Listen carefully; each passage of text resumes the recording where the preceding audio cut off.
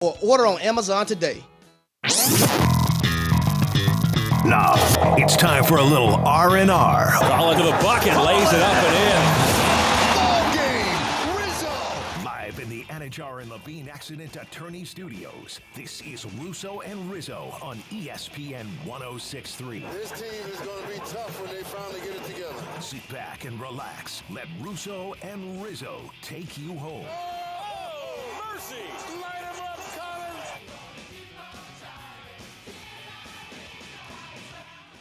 Yesterday might be the worst day in Philadelphia history since the Battle of Germantown. Look it up. Russo and Rizzo on ESPN 106.3. Colin Russo, Mike Rizzo. We got Damian Perez behind the glass today. We're at the City Place Studios having a good time on a Friday edition of the program. October the 10th, 2025. You got 2 Game 5s this weekend in Division Series action on the MLB postseason. You got Thursday Night Football happened last night. How about the New York Giants? Boy, are Mike and I happy that we stayed off that game. Yeah, I'm very happy we decided to take the Lions instead. You turning a corner on Dart yet? It was, Played a great game. There's no doubt about that. Geez. The defense played a great game. It's so bizarre how these teams can flip because that team was so bad on Sunday against the New Orleans Saints. They were so bad. A lot of it was Dart, too. And, It's just offensively, they were just a nightmare. Yeah. And it just completely flipped. Everything was firing on all cylinders. The Eagles had a bad game offensively.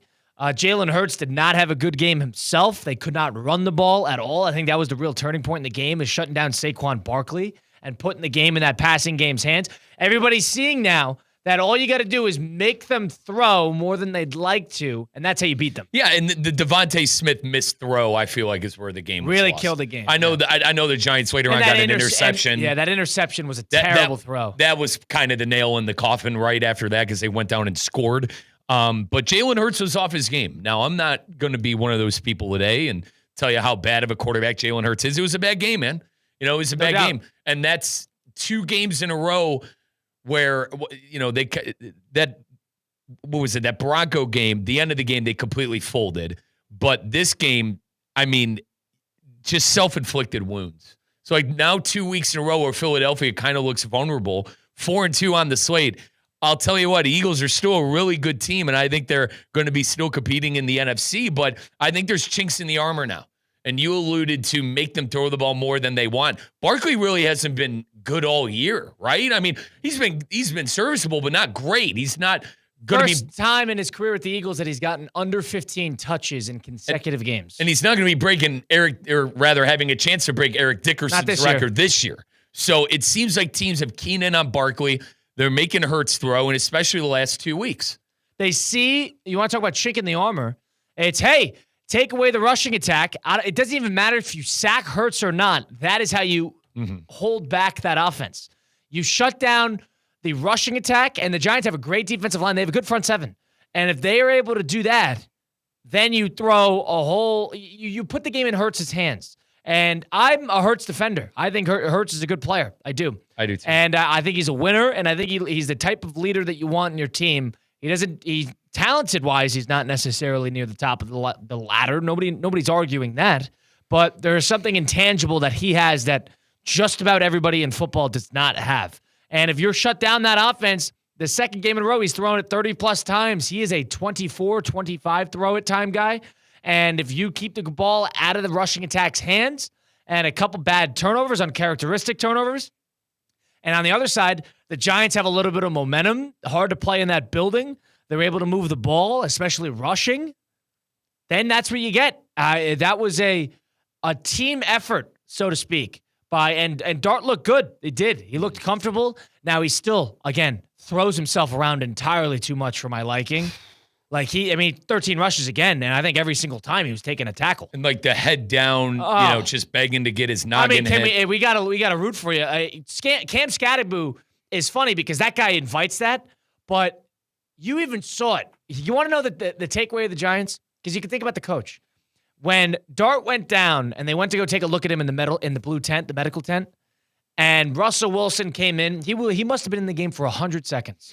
And not only does every fan in the building boo, the coaches on the sideline were peeking into the medical tent thinking, hey, is Dart good? Is Dart good? We can't watch this anymore. Is Dart good? Is Kyle, Dart good? that's why I was so on Dable and coaches and company. Like, you They hate can't. him. They hate his guts. You can't trot him out there anymore. And like, to your credit of, you got to make sure the kid's protected, because if Dart goes down this season, it's every game that he's gonna have a date with the trainer for a concussion symptom thing every time they go out there. Now, we said, like, with Dable specifically, what are you going to do at the end of the season? Like, what are you going to be able to show for yourself at the end of the year? Right now, it's looking pretty good with how well Dart is playing. Now, the book's going to come out on Dart. I would probably say within the next 3-4 weeks. I mean, they've been erratic regardless. You can make the argument that the Saints, they tore him apart as well. You're going to get some more tape on the young man. But I really do think that Dable and Shane. Does this loss, win, protect them a little bit? Kyle, they didn't score. The Eagles didn't score a point in the second half. I think that was more impressive. The defense was able to hold up. Now, I know Hurts didn't play good at all. No, but their defense is really good. Yeah. And very underrated. Like, I feel like if you're a Philly fan, that's the most alarming. You had halftime at Nick Sirianni, who's been good, all right? Like, I know some Eagle fans still on Sirianni a bit, even after the Super Bowl. But, like, the one thing you could get on the coaching staff for on the Eagles side, you did not score a point. You did not score a point in the second half after being able to make adjustments. That's alarming. And that's something that Brian Dable could look at, I believe John Mara, owner of the Giants, and go, listen, we played a divisional opponent, the Super Bowl champs. They didn't score a single point. And the two guys we drafted, look like cornerstone pieces in Cam Scatterbo and Jackson Dart. I would be on the side that this protects them quite a bit. Now, I don't like the fact it's so obvious that Dable has his career tied to the success of Jackson Dart. His career is tied to it. It is. At lockstep with the hip. And the fact that it is so apparent that all he cares about is Jackson Dart getting them to the end of that game, hopefully getting a win under their belt, and just moving onward after that. It makes me a little nervous to the fact that, is Dable just worried about protecting his job at the expense of the kid and throwing him out there to the fire, and he's going to get beat up to kingdom come every week just so it protects his job a little bit? Or is he more worried about the development of the actual player? That's what I'm a little nervous about. But the Dart has played well for 2 out of 3 games. I told you at the time that this was his only chess move left. The only move left that Dable and Sheen had was for Dart to be good. And it's looked pretty good over the first couple of weeks. They've beaten 2 playoff teams. Starting. And to be completely honest, Colin, Dable and Sheen are lucky they're even in this position. Now, Daniel Jones, it looks like he's found new life in Indianapolis. When we're Indiana Jones fans on this program. But Dable and Sheen are lucky they even had the second opportunity to be tied to the hip with Dart. And I completely agree with what you said. Both of their livelihoods with the New York Giants are tied to Jackson. I don't love that. I don't love that, because if they get out, then all of a sudden you're going through, you're put into a blender of figuring out who's going to be next, and if people like Dart, but the coach doesn't like Dart. We've talked about this a number of times, but I wonder what the point is. We have to see a point in the progress where that coach will come back. We got to set a number. I think this... Set a look, set a feel. If the quarterback stays healthy and continues to play well, that's what brings him back. If they win 6 games, if they win... Colin, I know I was on Dable's case, all right? So you're welcome to, yell at me for that. But I think 5 wins and Dart looking good, it's probably enough to bring him back. And a couple of tinkering. It's big wins, too. It is. But I was on Dable's case because I thought trotting out Russell Wilson again was insanity. And it seems like everyone's turning the corner on that. That's the thing. 4 days ago, we were thinking that's the worst offense we've ever watched. And then today, you're saying the complete opposite. This is going to be a week-by-week team. They're going to have games like we saw yesterday where this team has a lot of surprise and fun to it. And then you're going to see games like New Orleans where you're thinking, boy, oh boy, is it really, really ugly. That's where I get nervous about the Giants. You're going to see the give and take. Now, you wonder if owner John Mara is going to be okay with that this is going to be a developmental phase. You can't necessarily have playoff expectations on a year like this, because this is all about the progress. This is about getting through the season healthy and understanding 2 things. Number 1, the roster construction is taking steps forward, and you like the quarterback. Yeah, and it was Dart's first road test, I believe, against New Orleans, too. I'll cut him a little slack on that. The team was winless, but yes. Is Dart, we talk about the playing style, the 13 attempts. Is he Allen-esque in the sense that he might be able to get away with running as much as he does? No, he's not built like Josh Allen. What tells you that? What tells you? He's not built like Allen, but he's a game. I think, geez, Kyle, he's played 3 games, but we call guys like Mayfield and Nix a gamer. I think he's got a little bit of that to him. He does. A Bo Nix, Baker-esque kind of thing. He is a savvy gamer. athlete. He's a savvy athlete. There's no doubt. And I think maybe he's going to be able to get away with the whole run the ball 10 to 13 times but a game. It's not a matter of he could get away with it. It's if his body can hold up.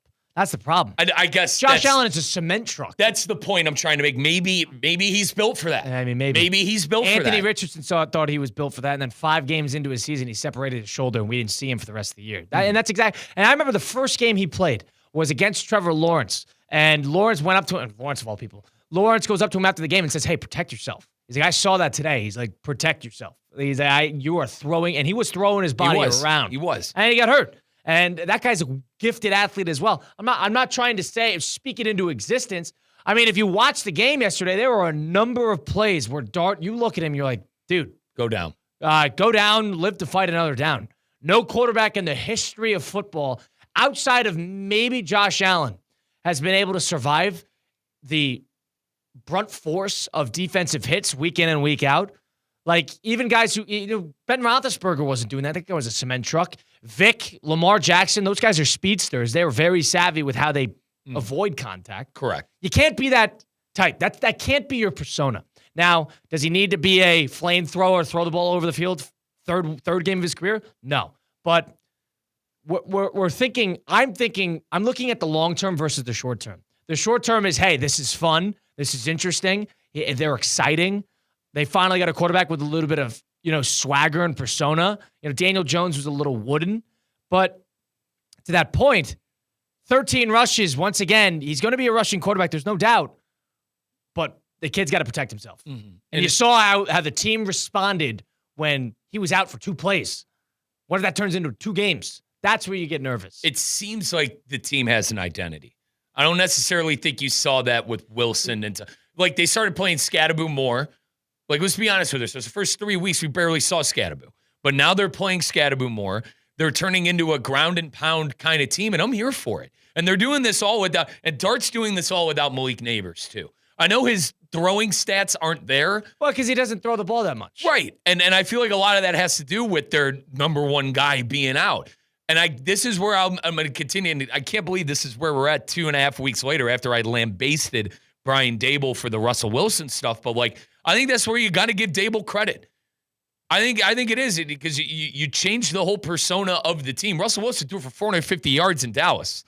And then now... in a game they should have won. And now you're kind of a run-first team. You're a bully ball team. Your defense is stepping up. You're winning line of scrimmage battles. I think that's progress by the coach. I do. It's a matter of who's playing for them. It's a different team playing now than it was week 2. But to the same token, the offensive line has gotten a little healthier, and they got Andrew Thomas. Like, they have players back, which Agreed. is important. And their defensive line is as good as any. Giants have to figure out how to attack, and they get a brutal schedule, even continued. They got to figure out what that point is and where everything runs it back. Does 5 wins do it? Now, they have 2 great wins. If they have 3 wins the rest of the way, in the next, 12 weeks, if they have 3 wins the rest of the way, are you really sitting here thinking, hey, let's do this again? That's where I get nervous. I agree with you. 5 wins with the 2 big wins that they've had, and maybe they beat another playoff team. You're looking around and you're like, hold on. A couple close losses and beating good teams, that should mean something, and it should. You're not beating, but to the same notion, we're going to have a different feel if they lose 4 of their next 5 and then finish with 5 wins to finish off the year. That's the one thing. Let's draw the line. All right, we like what we're seeing. You got to draw the line. What's the goal? It's not playoffs. We're not here to win a playoff game. We're not here to, contend for the NFC East. Mm-hmm. Where's the line that we need to get to in order to like what we have for the foreseeable future? A big thing on that line, too, is Dart. Like, I feel like 5 wins, good momentum, but Dart's the biggest key. Was he able to stay healthy? Did Daboll take care of the young quarterback? Did you see progression throughout the season? Yeah, the kid's awesome. There's no doubt. Was Dart the reason you were in these games. Like, obviously, the New Orleans game, you're going to have that. It was his first road test. He literally threw the ball away on one of the drives. Texted all my buddies. They were terrible. That's what happens when you got a rookie quarterback like that. You got to go through the aches and pains of it. And I think Mara and how the owner of the Giants, John Mara, I think he looks at the team right now and goes, okay, looks like we got a couple of decent pieces. How is this young quarterback going to look at the end of the season? And is he going to be a quarterback we're going to be able to rely on for the next couple of years? And is he our first franchise guy since Eli Manning? And that means you're going to have to bring in another coach who agrees with that sentiment if they end up moving on from him. I don't know. I'm indifferent on Dable because you don't win 2 out of 3 games against 2 probable playoff teams, including the Eagles, who have lost, 3 times in 2 years. You don't win that type of game and get nothing for it. You do. That team's probably going to lose upward of more than 10 games. But you got to think, where's our line that Brian Dable is protected?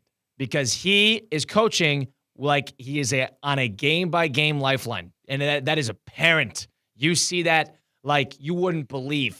Brian Dable is walking around that sideline, checking in on the medical tent, thinking, boy, do I just need to survive today. Colin, you were right about their schedule because their next 8 games are arguably against playoff teams. That's true. It's brutal. Broncos, Eagles, Niners, Bears, Packers, Lions, Patriots, Commanders, Vikings. And then you're at the Raiders, second to last game of the season. Wow. And then the last game of the season, I like the Cowboys. I know they don't have a defense, but I think they could be a team maybe in the mix. And Dallas always plays them well. They end with the Cowboys at home. I mean, you could argue outside of the Raiders. Now, we'll see what the Vikings look like. We'll see if the Patriots can keep up the momentum. The bottom line, it's a brutal schedule. And these are teams right now where we're almost to the halfway point. These are teams right now that are in the hunt. I could at least say every single team on that schedule is going to be in the hunt. So I think 5 wins, competitive, Dart looking good, they're playing defense looking good. They're playing the AFC West and the NFC North. Probably the 2 last divisions I'd want to play. At Broncos. In the football. At Broncos, at Eagles, back-to-back weeks for Jackson Dart. The good news is, hey, we beat the Eagles. We just got to deal with them again in about 10 days. And the Broncos have been in games, too. It's not like the Broncos have completely blown teams out. It's a brutal defense. That team's gonna be ready. Every single week, it seems like the Broncos are in the fight for their life, right? So, forgive me for thinking they might even be in that game next week. I don't know. They're a fun team. I think that's a one. The big takeaway I had, that New Orleans game was from someone who doesn't have a dog in the fight with the Giants and whatnot. I'm not a Giant fan, not a New York guy. But it's like, all right, the Giants are on. It's going to be fun.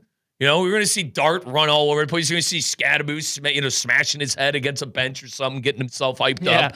That guy's a psycho, dude. Psycho. That guy's an absolute psycho. He's old school. Oh, I love it. And I love every second of it. So, I keep them circled, man.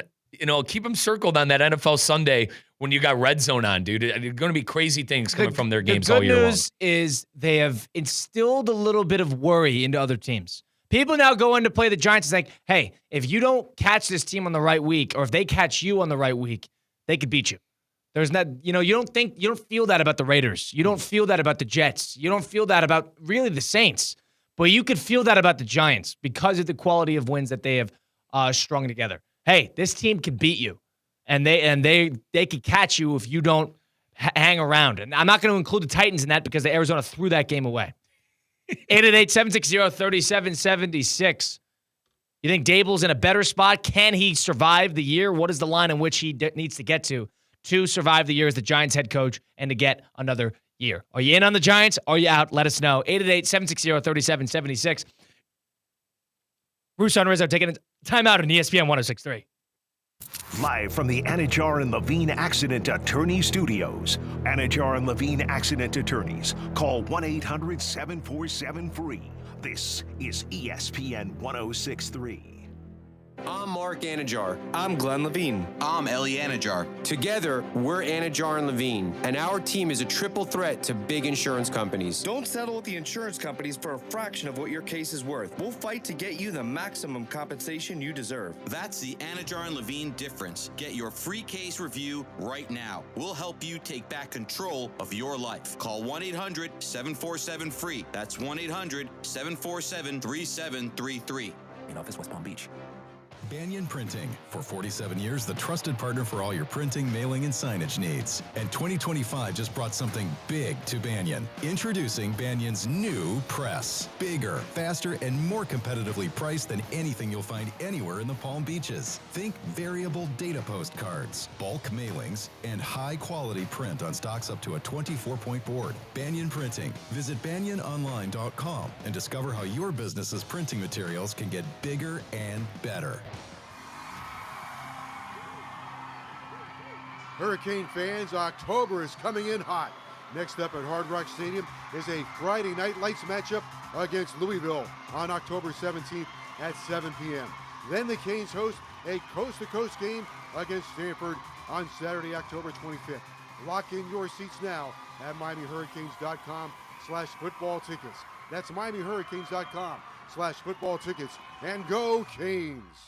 Tina, I've been looking everywhere for you. Hey, Colin, what's up? How's the gym? It's been great. I'm seeing results. My Sport Certified Vitacost products have made a world of difference. Oh, same. Isn't it great? Vitacost is basically the reason I've been able to keep up with Ironman training. Everything you need is in one place for my BCAAs, protein, and electrolytes. Best part, it's all clean and free of banned substances. Go re-up on your supplements today. Visit Vitacost.com and use code ESPN20 for 20% off. Level up your game with Vitacost.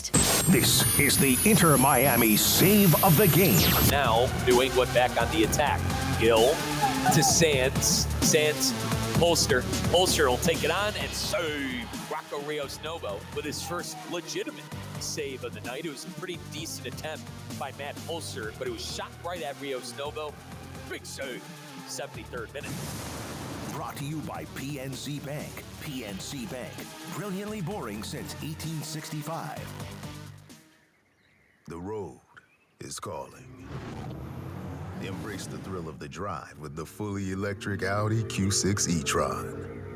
Featuring effortless power, serious acceleration, and advanced Audi tech. The next chapter of Audi is here. Get exceptional offers at your local Audi dealer.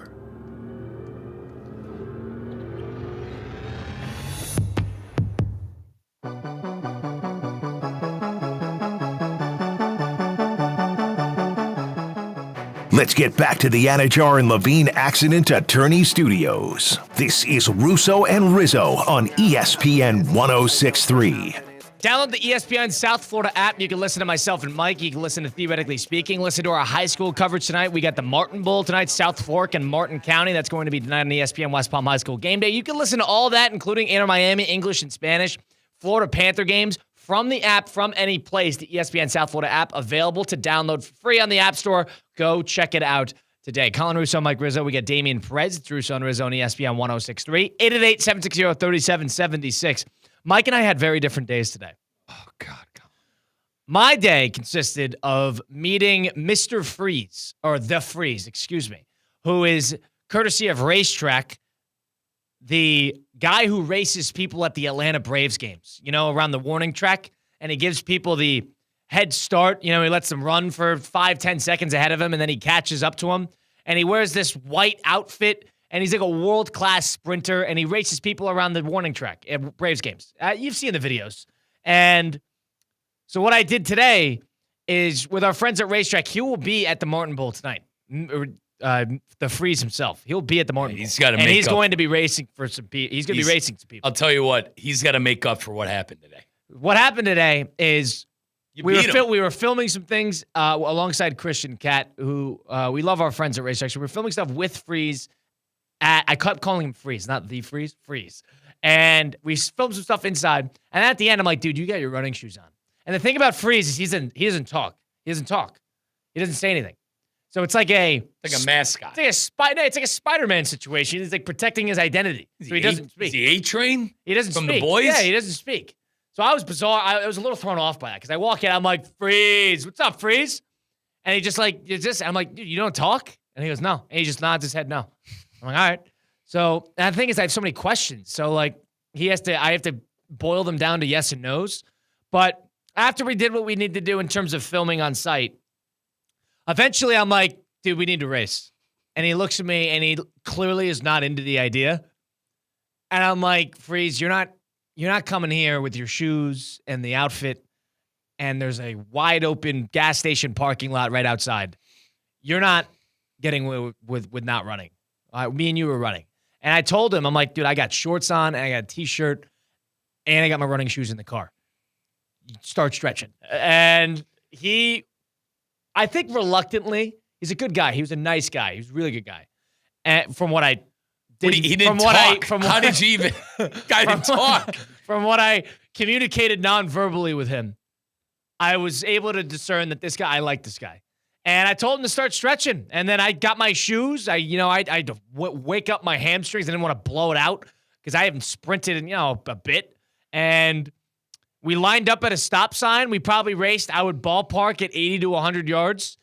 And you can check out the video at ESPN West Palm on our Instagram. I mean, you beat him. I think I might have. You beat him. I might have. And, that's why I said I personally think in the moment he had me by a step. No. Half a step. No. But I was right there. No, you beat him. I was right there. I think he's got a lot of making up to do tonight. Wow, so you're down on the freeze. I'm down on the freeze. That's his whole shtick is being fast and whatever, and you smoked him, dude. I did not smoke him, but I warned him. I said, dude, I'm not one of those. You beat him. Oh, I kept asking him. So the big question I really wanted to know was, all right, so you race people at the warning track at Braves games. He does it. I don't know. I don't think he does it every day. I had two big questions. Number one, are you the only one?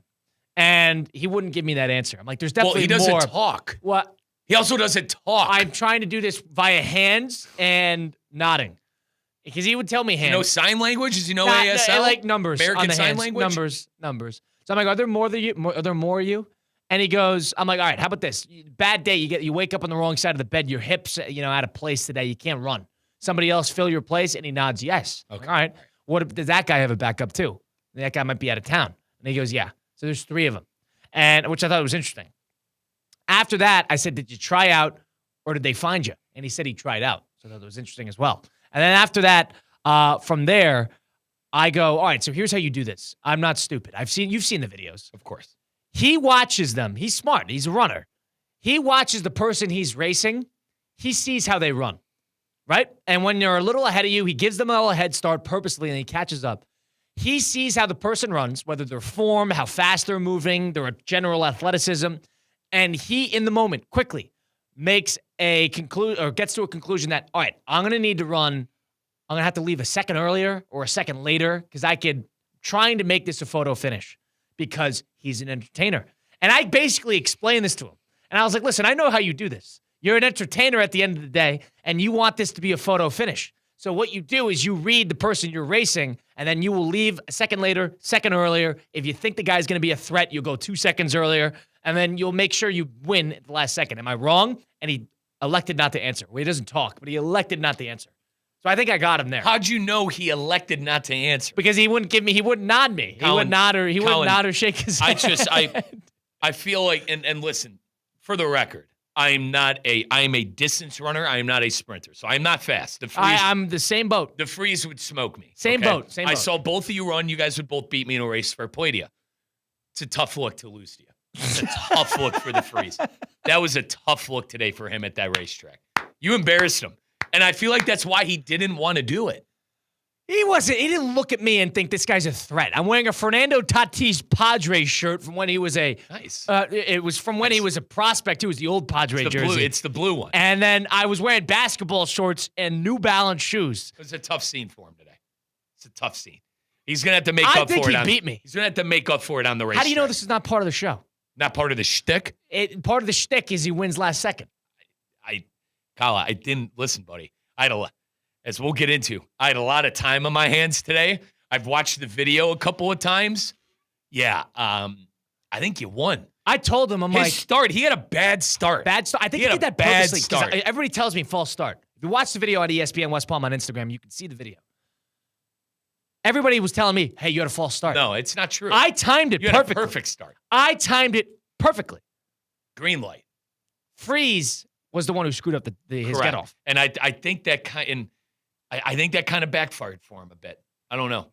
I felt like he thought he was going to smoke you. And then he realized, like, oh my God, I'm stride for stride with this kid. And I don't have a full warning track to catch up. So, like, it was kind of a tough scene for the brand, for the Freeze brand today. It really was. It's a tough scene for that kid. Damien, you saw the video, I assume, of me racing the Freeze, correct? I just watched it, actually. And? He did win, but...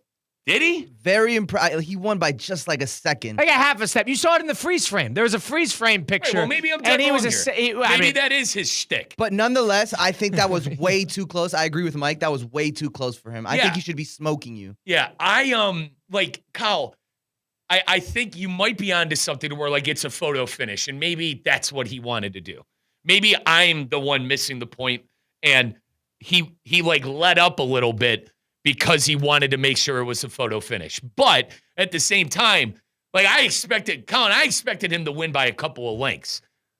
So maybe I'm the one wrong here. Maybe I don't understand this shit. Is it about the entertainment aspect? Yeah. And Damien, what's your read on that? Do you think he purposely slowed down? Well, if he takes off and he's like 10 steps ahead of you, you're just going to give up. So I feel like he kind of keeps it close just to keep the other person like running full sprint. All right, so let me throw something else out there.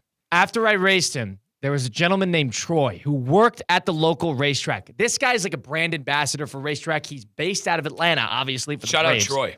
And Troy works at the racetrack we were at up off of exit 76 on Military Trail. Go check it out. And Troy was like, I want to race too. I'm like, all right, Troy, line up. Let's go. And so Troy raced the Freeze about, the Freeze needed the water. How about this? Freeze needed water. So he went inside to go get water. And he took like 10 minutes. Freeze, let's go. And he's going to race tonight at the Martin Bowl. So go over to ESPN West Palm High School game day for a chance to race the Freeze. Think he was taking some Compound V from the boys? I don't know. And so he goes inside to get some water. I'm like, all right, Freeze, you ready to rock and roll? And Troy's older than I am. He's probably 15 years older than I am. And Troy he was talking a lot of garbage. Is he an athlete? Formerly. Okay. Let's put it that way. And Troy got smoked. And Freeze didn't care about making it a photo finish with Troy. Maybe Troy wasn't fast enough. Did he go after you? He did. So I feel like he was just showing out at that point. He's pissed? You think I think he was. Upset. Now it makes sense. Yeah, he got embarrassed a bit. I think he took you lightly and realized that oh my God, I'm about to lose to this kid. Well, I've been planning this race for a number of days. Have you been practicing sprints? No, I have not. Okay. I haven't. You can see on my get off, I am not a track athlete. I think he had to make. So he took it out on Troy? I think so. And now tonight, none of those high school kids stand a chance. None of those kids stand a chance. You ruined it, Colin. Yeah, you ruined it. You ruined it for everybody. And the worst part is, it's on like that one was on camera. The one where he fumbled is on camera. You'll be able to see it on our live stream tonight at ESPN Top 63. He'll be racing people, I believe, before the game. So stick around for that. I'm not sure and on the actual timing, but he'll be there. I know that. And I apologize for all the boys references. I just wrapped He's like, up. yeah. I just wrapped up the series. A-Train is the really fast one in the boys. And that's why I said he went inside. He said it took 10 minutes. Took a little Compound V, kid. Wow, yeah, he was gone for a bit. Took He a little needed to get some Compound V. water. He was needing to get some water. Yeah, I'm not saying water. I think he beat me. And I think I had a better get off start than he did. But you can check out the video, make your own declaration at ESPN West Palm on Instagram to see me race the Freeze, the Atlanta Braves racetrack ambassador that races people around the warning track over at Truist Park, I believe it's called. I don't know. It gave me another reason. Now I got to go book a trip to Atlanta to go get a second go out with this guy around the warning track. No, I don't think you win that. Just as he's been doing. I don't think he's going to. I think he's going to be pissed. He's going to be pissed. He's going to be pissed. Promise this is the last time I'm going to use this word today. That's his true shtick. It's the whole, I'm going to beat you around the ball diamond. That's the shtick.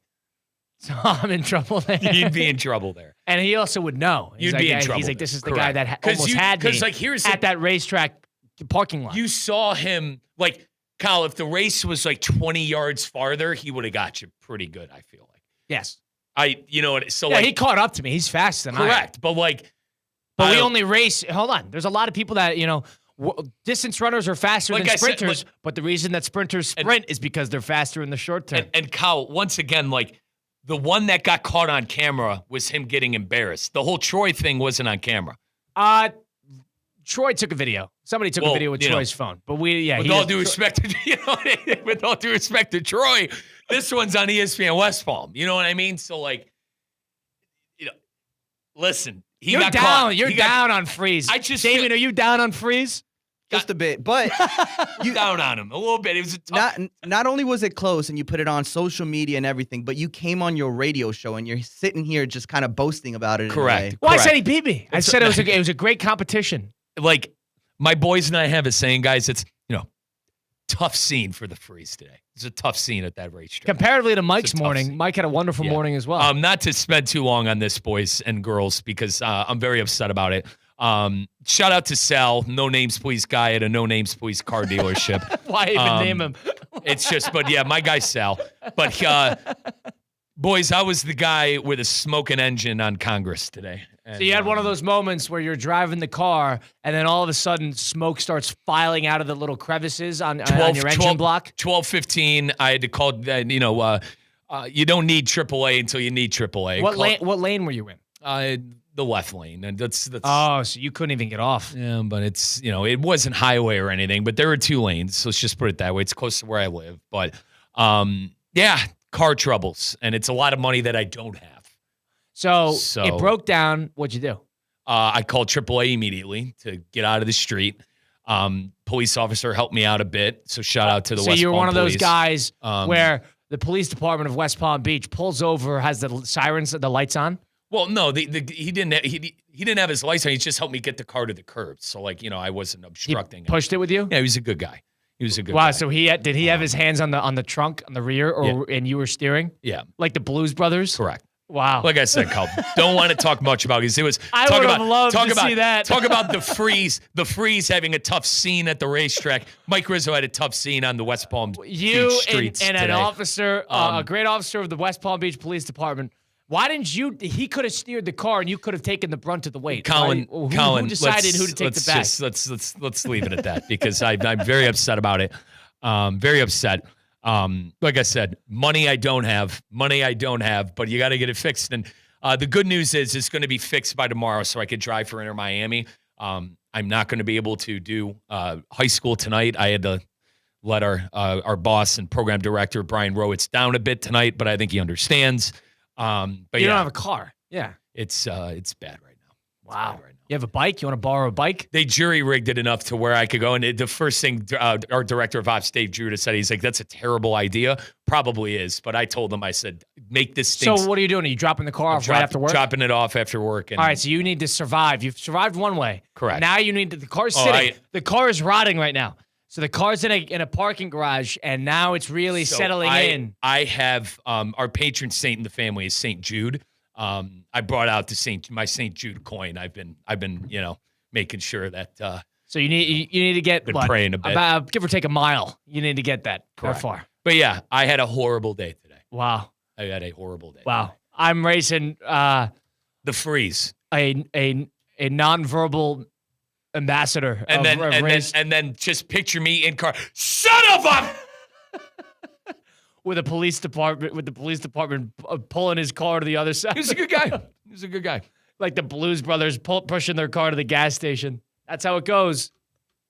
Russo and Rizzo will take a time out here after this. First, the Anajar and Levine Accent Attorney Studios. If you've been in that car accident, truck accident, car troubles, like Mike is today. Mike got rear-ended a couple weeks ago as well. My friends Mark Anajar and Glenn Levine at Anajar and Levine Accent Attorneys, they are the type that fight for you. They don't even charge you unless you win. They work tirelessly to get you the maximum compensation that you deserve. Listen, they are the best in the business for a reason. Don't settle for just any attorney. Demand the best. Demand Anajar and Levine today because that's the Anajar and Levine difference. Take that one phone call and take back control of your life. Don't wait. Call for the free consultation now. Call 1-800-747-FREE. 1-800-747-3733. Take back control now with Anajar and Levine. One of the more bizarre finishes that we've seen this postseason for the MLB was what happened in the 11th inning with the Philadelphia Phillies and bullpen woes. Shocker. Philadelphia had a rough day yesterday. We'll get into it next. It's Russo Rizzo on ESPN 106.3. Live from the Anajar and Levine Accident Attorney Studios. Anajar and Levine Accident Attorneys. Call 1-800-747-FREE. This is ESPN 106.3. Hey Hey guys, Mike Rizzo here. I know you're moving soon. Don't stress it. Call Good Greek for your total relocation solution. From packing and storage to local and long distance moves, Spiro and his team at Good Greek Moving and Storage has you covered from start to finish. Trusted by families, businesses, and teams like the Heat and the Hurricanes for over 2 decades. Make your next move simple, safe, and stress-free. Good Greek Moving and Storage. Your superhero movers. Business owners, are your employees driving you nuts? Is money tight? Or have you just poured your heart and soul into your business and now it's time to retire and just relax? At Transworld Business Advisors, they have buyers from all over the world ready to buy your business now. Call for a confidential conversation about your business's current value. 561-203-5121. That's 561-203-5121 or visit tworld.com today. This is ESPN 1063, a Good Karma Brands radio station. Find official rules for all your favorite ESPN West Palm contests by visiting ESPNWestPalmContests.com. That's ESPNWestPalmContests.com. You're listening to ESPN 1063, the ESPN app, and streaming on your smart speaker.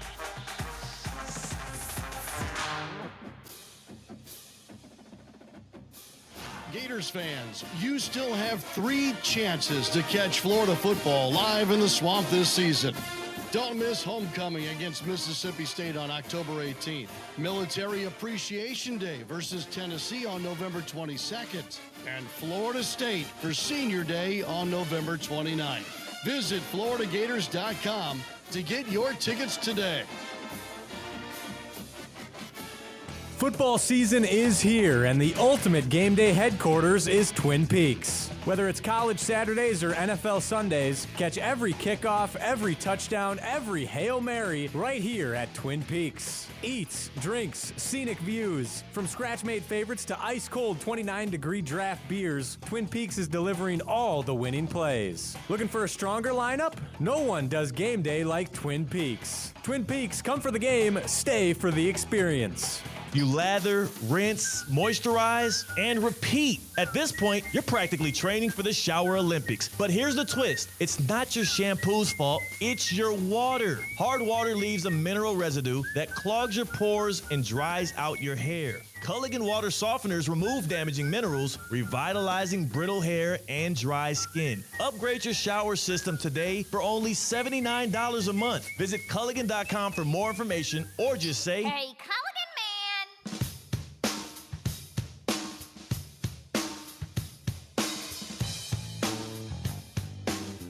Let's get back to the Anajar and Levine Accident Attorney Studios. This is Russo and Rizzo on ESPN 1063. You know, if you're into futures, if you're into capitalizing when the buy low, see if you could sell high. You took on the Chicago Cubs after they fell down 2-0 to the Milwaukee Brewers at American Family Field before they went back to Wrigley, and you took them to win the series. Probably got some pretty good odds on that, and you could do that on the Hard Rock Bet app. Bet game by game, bet player props. You get a Game 5 tonight, Mariners, Tigers, George Kirby, friend of show, on the mound, and then you got the Cubs Brewers tomorrow back at AmFam. I think he actually has to join the show first to be friend of show, but I understand. We'll see what we could do about that. We're going to get him on. We're going to get George Kirby on. We're going to get him on. That's our guy. That's our guy, George Kirby. Guy. But you got the Cubs and the Brewers going back to Milwaukee tomorrow. A good 2 good Game 5s on the horizon. You can bet all that on the Hard Rock Bet app. You can also bet the football slate, the college football slate, NBA starting in about 2 weeks. It's all in one spot. And the best part is if you download the Hard Rock Bet app, bet $5, win that $5 bet, you get $150 in bonus bets immediately. Refer a friend, get $50 additional dollars. That's $200 in bonus bets immediately that you could go play with and have some fun in a packed sports weekend. Download the Hard Rock Bet app today in the Google Play Store or the Apple App Store. It's offered by the Seminole Tribe of Florida. Must be 21 plus. Physically present in front of the wager. Terms and conditions apply. Considered by gambling. Call 1-888-ADMIT-IT. Speaking of the Cubs, yesterday, the Cubs are electric at the moment. And yesterday's game at Wrigley, 6-0 against the Brewers. Smoked them. Coming off of Game 3, where it was a very intense game. And one of my friends who I went to college with, Joe in Chicago, is joining us now. Joe, Cubs, thoughts. How are the games? He went to both games and 3. He was in the building. Give me a little thoughts on the Cubs right now. Colin, thanks for having me on. I mean, how could you not feel special about this 2025 Chicago Cubs team? To see the way that they have battled in these last 2 games at home in front of a crowd at Wrigley like I have never seen. Man, I mean, really, I think we've got something special here. Number one, want to know who you got Game 5. Number 2, am I crazy for thinking that the Cubs might win the World Series this year? That's a Cub fan right there. Joe, before we give you our answers, you were at Game 3 and Game 4. I assume Game 3 was a more tense environment based on how that finished. Which crowd was better of either of the 2 games? Both were fantastic, but last night, Game 4 at Wrigley, I mean, I have never heard it erupt like it did. Every third strike, every foul ball, I mean, the roof, if there was a roof, it would have flown off that place. It was insane. How about that? I love Wrigleyville, too. And I'm sure you've been to a game there, right, Mike? Colin, I told you, it's the best place to watch a baseball game in the country. Yeah. It's my favorite park ever. And I'm going with the Cubbies, not to jump the gun, but You've been in on the Cubs all year. All postseason. And all year, too, I took their over. Their over was 89.5. They beat their over. They won me some cash. I told you yesterday, I think they are the one team that could come back from being down a couple of games. It's going to be tough on the road. I mean, that godforsaken Brewers Stadium, they play well there.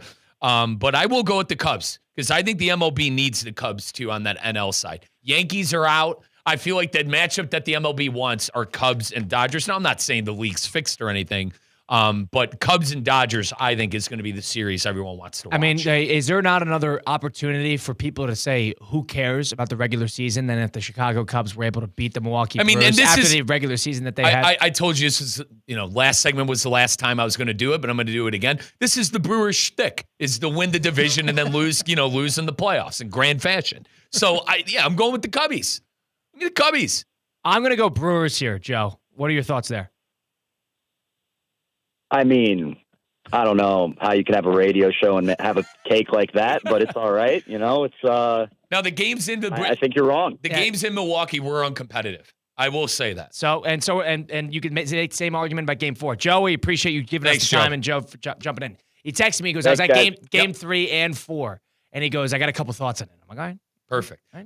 It did look electric. I'm not gonna lie. Wrigley is great, dude. That fan base is starving for playoff runs too. I mean, it was the first time they were in the playoffs since 2019. Of course, the Cubs were winning that game last night. So, and one of my buddies was in the bleachers, and the ball, a Haps home run in that first inning, landed right next to him too, and he said that was the most insane thing he's ever seen in his entire life. Oh my gosh. How about that? Yeah. That would be awesome right now. And the thing is, you're going to go back to Milwaukee. You got a day off in between. Big time reset for and the thing about Milwaukee is no Woodruff. So this is going, neither side has decided who they're going to pitch. It's going to be an all hands on deck game, which I love. I was literally just about to say that. I went on ESPN.com when your boy Joe was asking us for our takes. I at least wanted to know who was pitching. No, undecided. Now Peralta, he went yesterday. I mean, like and at the same time, like he didn't pitch well either. No, I think it might come down to home team. That's the one thing I'm worried about. It's kind of been that the home team has been dominating this series, it's been the team that blitzes them first. That is always the interesting because they always first, second inning there is always offense. I said the same thing about the Blue Jays. Their shtick, for more words, was that's his word of the day. They were always blowing games in the playoffs. They couldn't get over that hump. 16 was the last time they won in the playoffs. I got to see the Brewers do it. That would be a really bad loss. And it's like up 2-0 in that divisional series after having the best season in franchise history in the regular season. That'd be a tough pill to swallow. To capitulate in the last 3 games like that. Tough pill to swallow, especially after all that talk around Moneyball and we don't have the stars for it.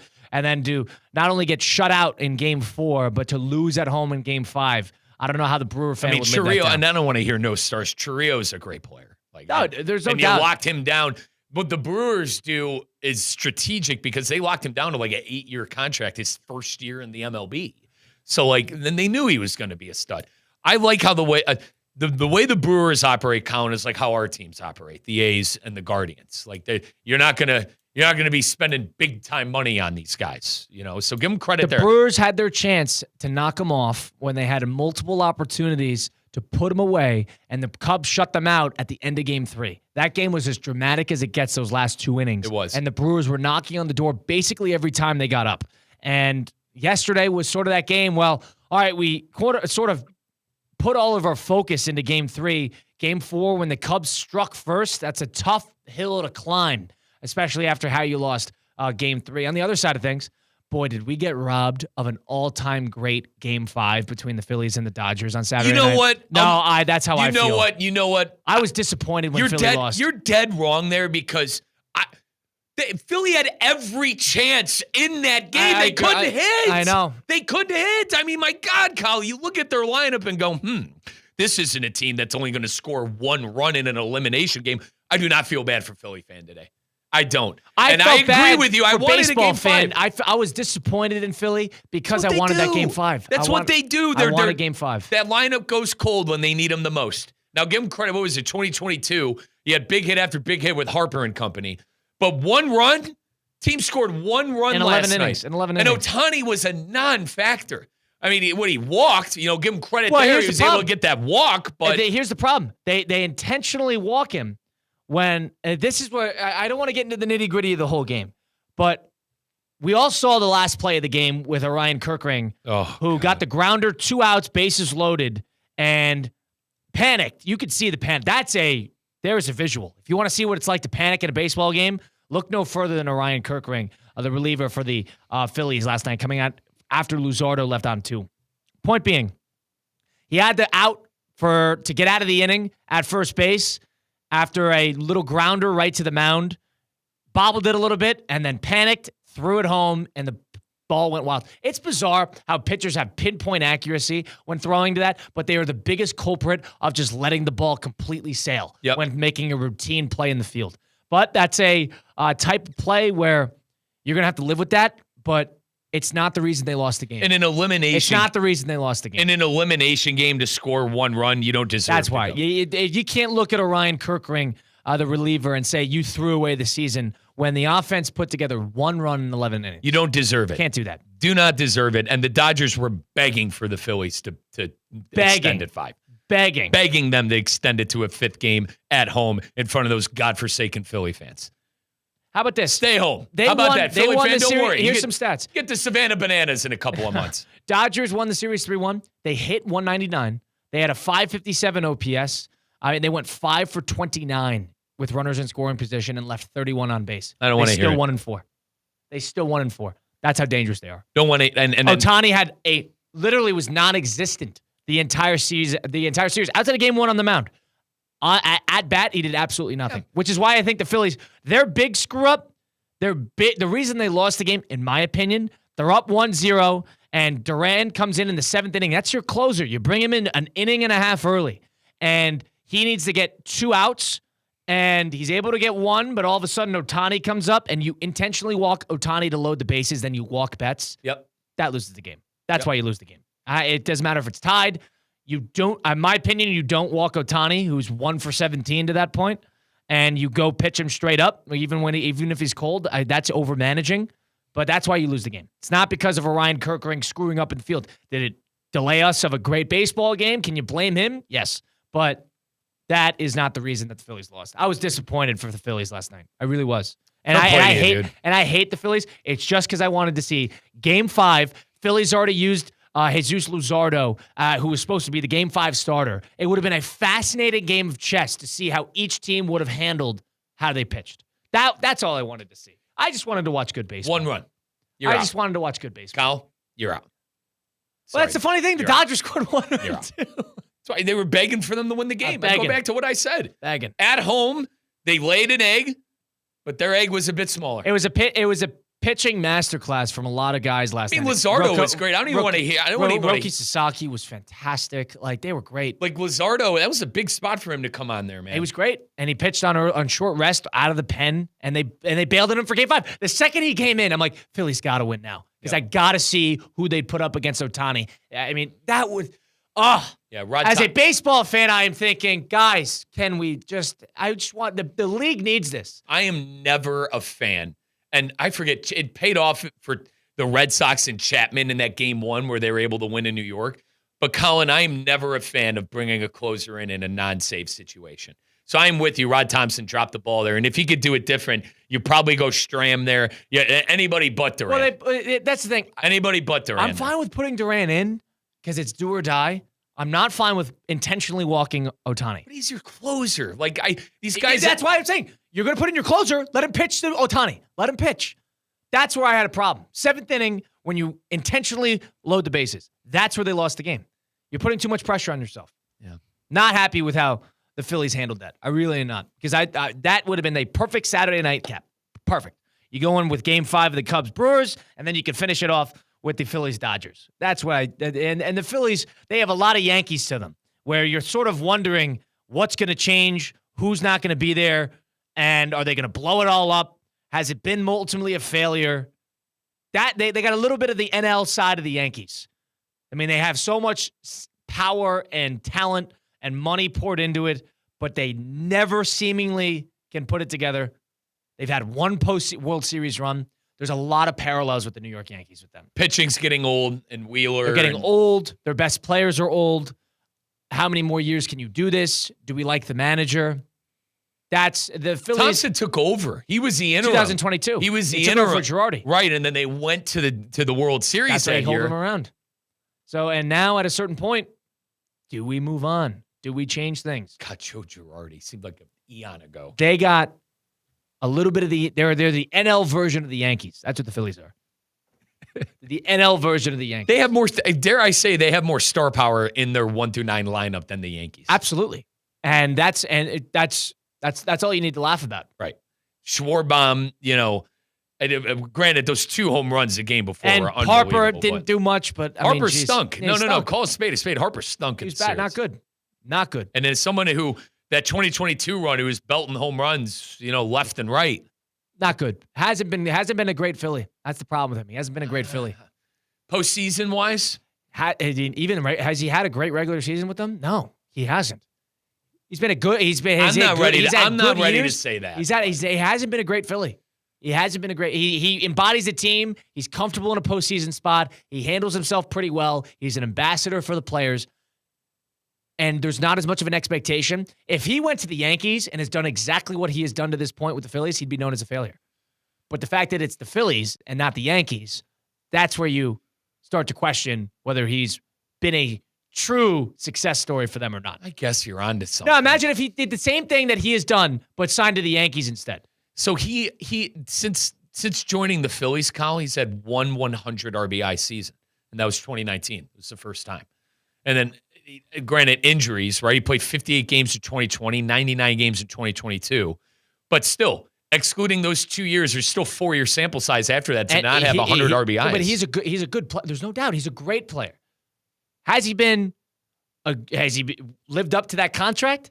Has he been an all-time great Philly? If they win a World Series, I think yes. Well, that's it. We'll wait for next year. Correct. We'll wait for next year. If he did what he did for the Mets, hey, the Mets will take it. But the Yankees, Dodgers, that wouldn't work. By the way, that wouldn't fly. That would not. That sample size and the success that they have had and the postseason he has had, that would not fly. Friend of show, Joe Fortenbaugh, was all over him today, too. It's hard not to be. We're going to hold all the other stars to high. We're bashing Ohtani. We're bashing Judge, even though he's hitting .550. We're bashing all these guys. I mean, Guerrero's playing great. We were bashing him. Can we bash Harper? Has not been a great Philly. Especially when you've gotten money. That's it.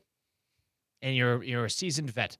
That's Mike Rizzo. Colin Russo, Damian Perez will do a little 5 and 5. We got Trevor Hoffman, the Hall of Famer, joining us in about 20 some odd minutes. So stay tuned for that. We'll break down what we saw in the Phillies game. This guy, Trevor Hoffman, by the way, one of 2 players with 600 saves in MLB history. He has 52 saves behind Mariano Rivera. Mariano Rivera has had 17 postseason runs.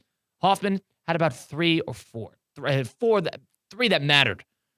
That goes to show only 52 behind. An unheralded all-time great of the reliever game. He joins us at 5:20. We'll get into that as we enter into the 5 p.m. hour of Russo and Rizzo, presented by Good Creek Moving and Storage on ESPN 106.3. In sports and in life, how you move matters. So when injuries or pain get in the way, the orthopedic specialists at HSS Florida provide world-class care to get you moving again. From non-surgical and surgical care to personalized rehabilitation, HSS Florida offers the same quality and expertise you expect from HSS, the world's #1 in orthopedic care. With 2 convenient locations in West Palm Beach and Wellington. Learn more at hss.edu/Florida. Choose better, move better. Anajar and Levine. Call 1-800-747-FREE. That's 1-800-747-3733. ESPN 1063. WESP Jupiter, a Good Karma Brands radio station. When your team's best players have all been traded and the latest pick is overrated, just raise a glass with a friend or two and tell them more, tell them more, tell them more, do. May your team be great and your picks be true, and if it falls apart, you'll know what to do. Just raise a glass with a fan or two and tell them more, tell them more, tell them more, do. It's a crazy world, so what do? You tell them more, tell them more, tell them more, do. Hey! Tullamore Dew Irish Whiskey, imported by William Grant & Sons, Inc. We want to see ya in a Greenway Kia. Are you tired of the hassle of buying a car? At Greenway Kia of West Palm Beach, we're changing the game. No pushy salespeople here, just friendly product specialists on salary here to help you find the perfect ride. With over 500 vehicles in stock and a goal to sell 250 by month's end, that means incredible deals are waiting for you. Forget the back and forth negotiations. Once you pick your dream Kia, you'll work with one manager the entire time, making decisions on the spot for a smooth, stress-free experience. We'll even handle the paperwork, your tags, insurance, and every detail. Need help learning all the features? We'll schedule a post-delivery session when it's convenient for you. And if you can't make it in, we'll bring a new Kia right to your home or office for a test drive. Plus, for a limited time, you'll see the factory invoice right on the windshield of every car in the showroom. Visit Greenway Kia today or shop online at greenwaykiawestpalmbeach.com. We want to see ya in a Greenway Kia. Calling all sports fans, grab your MVP card and head to Duffy's where you can catch all of the action. Not an MVP? Sign up for free and start earning rewards today. Duffy's is voted the best sports grill year after year with their award-winning burgers and wings. Don't forget about Duffy's famous 2-for-1 drinks all day, every day. And with over 80 TVs in every location, you'll never miss a minute of the game. Visit Duffy'sMVP.com to learn more. Duffy's, our game is always on. What if every use of your debit card turns spare change into something meaningful, like growing your savings and supporting local community causes? With Flagler Credit Union's Impact Checking with Everyday Change, your spare change can have big impact. Each transaction can be rounded up to grow your savings and support nonprofits that provide meals, shelter, and essential services locally. Make an impact in your life and in your community. Open your Impact Checking account today. Insured by NCUA, official credit union of Florida Atlantic University Athletics. Kaiser University's flagship campus. The 100-acre residential campus at 2600 North Military Trail in West Palm Beach extends Kaiser University's educational offerings to over 100 degrees. Kaiser University also has an athletic program with 26 national championships, including back-to-back-to-back lacrosse titles, and they just won their first ever national championship for men's tennis. Visit KUSeahawks.com for the latest on the championship flagship campus of Kaiser University.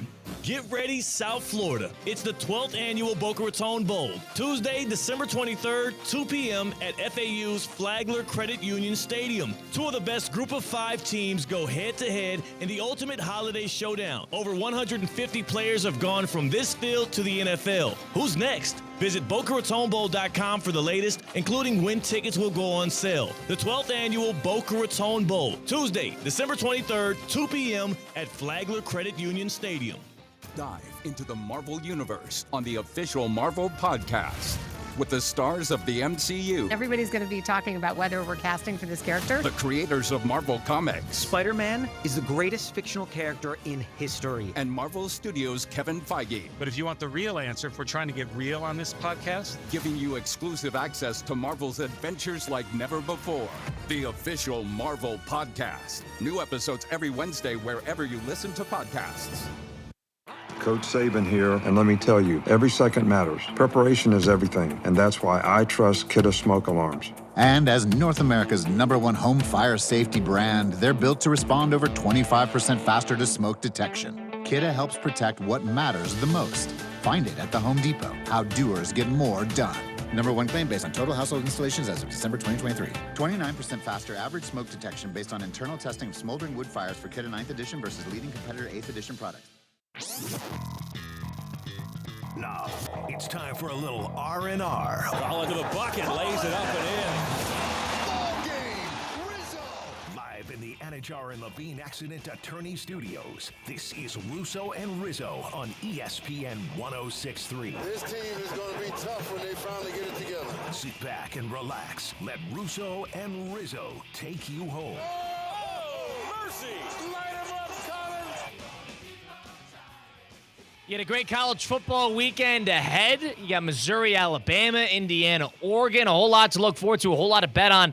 And it all gets me jazzed up for what bowl season has on the horizon. The 2025 Boca Raton Bowl, it's going to be kicking off its 12th year. It's going to be Tuesday, December 23rd at 2 p.m. at Flagler Credit Union Stadium. Its game is going to air on ESPN. It's going to have two of the biggest and best teams from the group of five that are going to battle it out for their chance at the title. More information can be found at BocaRatonBowl.com. Follow along on Twitter at Boca Bowl and Facebook.com/Boca Bowl as we inch closer to bowl season and to the 2025 Boca Raton Bowl, Tuesday, December 23rd at FAU Stadium. Colin Russo, Mike Rizzo, Damian Perez. Russo and Rizzo, ESPN 106.3. Let's bounce around a little bit. Let's have some fun. Let's do a little 5 and 5% by Flagler Credit Union. 5 topics. High five. 5 o'clock. It's 5 o'clock somewhere. Let's get out of here. Endless takes. You can't handle the truth. All gas, no brakes. And it's shaking Big Ten. It's time for the 5 at 5. Hold on to your butts. Presented by Flagler Credit Union, proud supporter of FAU Athletics. Number 1. Nightmare sports night for the Philadelphia Philly and Eagle fan, just the Philly fan in general. We'll sum it up that easy. We're going to start on the NFL. Eagles losing to the Giants 34-17. Colin, we talked a lot about Dable and the Giants in hour number 1, so I'm going to keep things locked in here at story number 1, 5 at 5, with the Philadelphia Eagles. They're going to be able to bounce back from this 2-game losing streak, Broncos and Giants. We put them at number 2 in our top 10 rankings. I mean, 1 time can be a fluke. 2 times can represent a pattern. They need to figure out how much they want to identify themselves offensively with running the football. They have to be a run-first football team again. You can't they moved away from the run. That was the first time in my life I think I've ever seen the Eagles move away from the run game. That was the first time I've seen that. And they danced away from it. He wasn't going north and south. They couldn't get anything going because of that. If you want to throw the ball all over the field to A.J. Brown, Devontae Smith, go be my guest. But there has been 2 straight games now where he's thrown it 30-plus times, and they have accounted to absolutely nothing offensively. And one of those touchdowns they scored, where they ran 4 straight tush pushes in order to get it, which was a joke, by the way. Took the words right out of my mouth. A joke. Oh, my God. Does that make football look ugly? That was tough to watch. Can't say, just stop it. You can't run it 4 times in a row. You don't run anything 4 times in a row. That's a waste of time. But I think they'll bounce back. They got too much talent in order not to. And to this point, they put themselves in the position. They already have 4 wins. So they don't need to. They're not breaking any records. They don't need to win 15 games. They need to win 13 games. Yeah, and I agree with you. Sadly, because I can't stand Philly fan. Sadly, they're going to be fine. Jalen Hurts is going to be fine. I think something, though, the chink in the armor is neutralizing the run with them and making Hurts throw and making Hurts make tough decisions. 100%. Now, the Devontae Smith downfield throw is unacceptable. The downfield throw where he completely missed him.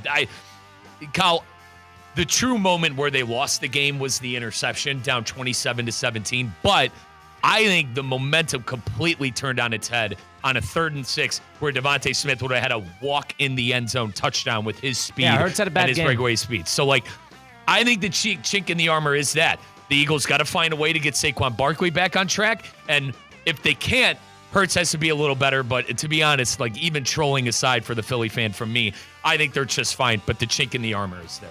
Number 2. All right, sticking in Philadelphia, we just recently talked about the Phillies losing to the Dodgers, Dodgers advancing to the NLCS.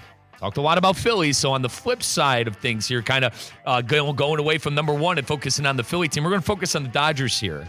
Kyle, are the Dodgers still that team, which I said yesterday, that's a cut above everybody else that's left in the MLB playoffs? They just went 5 for 29 with runners in scoring position throughout. They stranded 31 batters, and they won in 4 games. And they won pretty convincingly outside of that. And their ace, Yamamoto, didn't even pitch well. And they still won in 4 games. Yeah, I that's part of the reason I'm rooting for the Brewers is, weirdly enough, I think the Brewers would give the Dodgers a better fight. I think the Dodgers would rip apart that Cubs pitching staff. And I don't know if they do it just as much to the Brewers. So I'm rooting for the best series possible. And that's part of the reason why I want the Brewers to win, and I think they will win. But the Dodgers might rip apart everybody. You want to know why? One of the big reasons, watching that game last night, one of the big things that stuck out to me, Roki Sasaki. How about that? That kid comes in and just is an absolute weapon now. 3 perfect innings yesterday. You couldn't even pitch that young man early on in the season. That's why the Dodgers are great. That's why the Dodgers... Their biggest problem was bullpen, and here he comes. They have the luxury of, all right, Roki stinks as a starter. Well, we're going to find a place for him because we're just that deep everywhere else. Kershaw could eat some innings. Is it going to be ugly? Sure. But, Roki's not a starter. Let's have Kershaw eat some innings. Oh, we're injured. We'll still figure it out. And then Sasaki coming in there and just doing, like you said, the 3 scoreless. Unbelievable. They have talent everywhere. Someone will get hurt, and they got someone on the bench that is damn near better. That's why the Dodgers are better than everybody. We talk players. We talk a lot about the money side of baseball and stuff. This is why, as a small market team, Kyle and I rooting for, It drives you crazy. It does, because money, and it's the same thing with college football, in my opinion, with the NIL and whatever. But you're on the other side of it. I am, thankfully.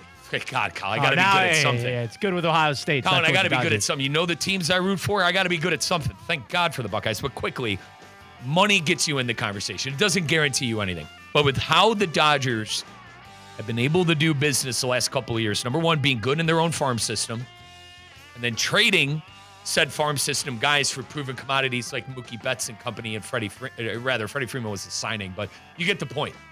Have guys come up, be unbelievable, have that pipeline in Japan, and then be able to sign whoever the hell you want and trade for whoever the hell you want. They're in a fantastic spot. I don't see things changing. By the way, I want the Cubs, because the Cubbies have that blast of power in their lineup where one swing of the bat can change things. I know Chiriot is kind of that player from Milwaukee. Milwaukee's got that. They got more of the Blue. You want a team like the Blue Jays to play them, or you want a team that's a little bit more streaky offensively? I just feel like it.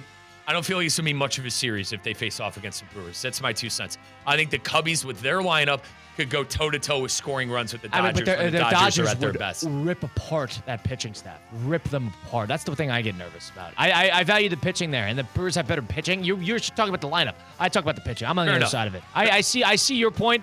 Cubs probably have a better lineup in terms of star power. Can you trust them in a big environment? But I think the Brewers do have better pitchers, so we'll see. I mean, you know what? We're probably just dancing around the same fact that the Dodgers are probably going to win in 5. Correct. Regardless whoever they play. Right. So, number 3. Haven't talked about the baseball game coming up tonight. You got the Mariners and the Tigers in a do-or-die 5th game. On the mound tonight, Tarek Skubal. Who else would it be? The unstoppable best pitcher in the MLB. Throwing 101 on the black, on the hands. Tarek Skubal against our guy, and hopefully soon-to-be friend of show, George Kirby. One of these days. Who do you got tonight? Mariners. I am Jorge Polanco. Let's get about 3 homers from you again. We saw it on Sunday against Skubal. I think this is going to be a little bit closer of a battle of the bullpens quicker than people anticipate. I think this will be another one of those games, 3-2. 4-3, something like that. But I think the Mariners will edge them out. I do. I think that home field will make a difference. I think I trust their offense a little bit more. But you got to give the Tigers a lot of credit with how they've won, especially in Detroit. But all this tells you is that home field makes a big difference. So I'm going Detroit because of the pitching. Scuba's pitched in 7+ both times that he has pitched in the postseason. Obviously against the Guardians, the guy was the best pitcher maybe I've ever seen in my life. And then the loss that he suffered against Seattle, 7 innings pitched, 9 strikeouts, and the 2 earned runs were 2 home runs. Seattle does have that. That's the one thing I do worry about for the Tigers tonight. Seattle does have that pop to where they could hit home runs and they could score runs that way. Scooble is one of those oddball pitchers where usually when you see a pitcher 2 times in a row calling a series, it's advantage hitters. I think it's the opposite with this guy. He has pitched 5 times against my team this year. Granted, the Guardians aren't world beaters at the plate like Seattle. But I think Scooble is one of those odd pitchers where advantage pitcher when you see a team 2 times around. I'm going Tigers because I think Scooble is going to be unstoppable. Number 4. All right, let's focus a little bit on the college side. Got a couple of big matchups on the college football side of things. You got Alabama and Missouri at noon. You got my Buckeyes going up against Illinois. You got Indiana and Oregon. You got the Red River rivalry. Let me try that. Red River rivalry. You got the Red River rivalry. Without a quarterback on Oklahoma's side and then Texas who stinks on the other side. Still going with the non-John Mateer Sooners probably over Texas, as crazy as that sounds. But that's 3:30. Let's get you your nightcaps. You got Florida at Texas A&M. Georgia at Auburn, Michigan at USC. Kyle, I know you're a bit of a USC believer this year, even though they stubbed their foot against the Illini. Kyle, out of the games I mentioned, or even if the ones I didn't mention, which games you're looking forward to the most on the college football slate? I think USC slate? is going to win. Rich Eisen joined us a couple weeks ago and he said he's nervous about that game. I think he's right to be. I think USC is a little underrated. They're coming off a bye. They're going to be at home. Michigan is a little unproven. I think the fact that them suffering their second loss, I think USC needs a big win, and I think they're going to actually have that. I think they'll beat Michigan this weekend. So that's number 1. As for the other games on the schedule, Missouri doesn't play a road game until the 8 games into the season, and this is included in part of that home stretch. Now, they could run the football all over the place. Can Alabama stop that? Alabama just had 2 big wins in a row. Can they really string together 3? Or can Eli Drinkwitz, the head coach of Missouri, finally have a huge win? He has not had one since he has been there. That would be the type of big-time, put it on the plaque victory that Missouri is desperately looking for. Well, speaking of that Missouri team, one thing friend of show and Kaiser University AD Chris Swager mentioned about that team, they're returning a lot. They returned a lot on defense. They returned a lot on offense. They added in the portal. Right. Bo Pabula, former Penn State quarterback, doing great things there this year. You want to know my mortal lock of the weekend? I got 2. Alabama in that game. You're big on Alabama. And Ohio State on the road, 14.5 against Illinois. You're big on Alabama. I am. I think they're due to have a bad game. They're the best team in the SEC. They're due to have a bad game. I'd be nervous about that. Due to have a bad game. I think Ohio State on the road against Illinois quickly. I think that it's going to be a game in the first half similar to that Washington game. I do think Day will open up the playbook early on with Saying leads the NCAA in completion percentage. I got the Buckeyes big in the second half of that one. Those are my 2 games. I'm watching Alabama and Missouri, and then I finally get to watch the Buckeyes with my own 2 eyes live coming up at noon. It's the big noon game on Fox. So that's the big noon game? Wow. You're going to watch the big noon show? No. I'm going to watch Game Day and then flip it on over to Fox. But when are you going to give the Buckeyes credit? If they win at Illinois convincingly. Illinois, the same team that lost to Indiana by 53 points? It's just funny because, what's funny? Not necessarily from you. Maybe from you a bit. Probably. Texas, the Buckeyes are going to lose. Oh, Texas stinks. Washington, the Buckeyes might be in some trouble. Clearly blow the doors off of Washington. Oh, Washington stinks. It's going to be the same thing with Illinois. Texas actually does stink. It's going to be the same thing with Illinois. The Buckeyes are probably going to win by 10 or 12, maybe not even cover the spread that I'm saying is a mortal lock. But they're going to look good on the road, and everyone's just going, Illinois stinks. When will the Buckeyes get some flowers for having the best defense in the country and one of the most efficient quarterbacks in the country? When they beat Michigan. So I guess the Penn State game might not mean much now, which stinks. But they got Penn State. What we get? Yeah, okay. Penn State at home, November 1st. Yeah. Remember we were going Penn through the State schedule. stinks. Michigan. Beat Michigan. Then we'll talk. You want to shut down Drew Aller? A lot of people could shut down Drew Aller. We also are going to have the Ohio State game on ESPN 106.3, according to our director of ops, Dave Judah. So make sure you're listening to the game on ESPN 106.3. We have the game on the radio. Mike, the jury's still out on if Ohio State stinks or not. No, it's not. Nobody knows. They might stink. They do not stink. I can promise you that. They might stink. Mike was convinced they stunk, and then he saw them against Washington on the road, and now they're great. Well, everyone said Washington had the best quarterback, wide receiver, and running back tandem in the country. That was the conversation. But, like, that's what I'm frustrated about. It. That's what didn't look like it because he had the best defense in the country. Oh, and Averill Reese is going to win the Butkus. He's a good player. The best linebacker. That I agree with. All right, so, like, I don't know. I think the team's a little overrated. Looking forward to the playoff. Team stinks. I'm looking forward to the college football playoff. All right. The Big Ten championship. Big Ten stinks. That's the pill you can't swallow. No, they don't. Oregon and Ohio State might be great. The Big Ten stinks. Oregon and Ohio State are good Nick teams. Saban said that today. He said the Big Ten is not that deep. He's right. Oregon and Ohio State are good teams. And God forbid Michigan. All right.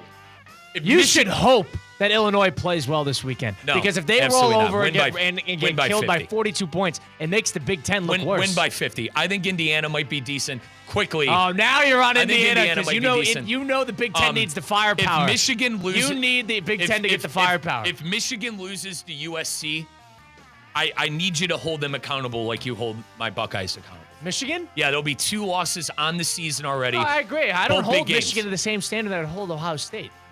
Okay, well, Michigan fans act like they're Ohio State. So I need you. Can you say that on the microphone one more time? You don't? I don't hold Michigan to the same standard I hold Ohio State. I'm good. Still might be overrated. That's Mike Rizzo, Colin Russo, Damian Perez. We'll loop in the Hall of Fame reliever, San Diego Padre legend, played for Milwaukee a little bit. Former Arizona Wildcat Trevor Hoffman joins us, and we'll talk about the game last night against the Phillies, talk about his career, a whole lot. Second all-time in the MLB history of saves, 601 over his career. They'd won World Series run in 1998 with the San Diego Padres, lost to the Yankees, one of the great Yankee teams of all time, in 4 games. We'll talk to him next. Trevor Hoffman joining the program on Russo and Rizzo, ESPN 106.3. Live from the Anajar and Levine Accident Attorney Studios. Anajar and Levine Accident Attorneys. Call 1-800-747-FREE. This is ESPN 106.3. I'm Ellie Anajar of Anajar and Levine. Injured in a car crash? Never rush to settle with insurance companies, and never settle for just any attorney. Demand Anajar and Levine. Our experienced legal team will fight to win you the maximum compensation you deserve. Call me, Ellie Anajar, for a free consultation and take back control of your life. Call 1-800-747-FREE. That's 1-800-747-3733. In office, West Palm Beach.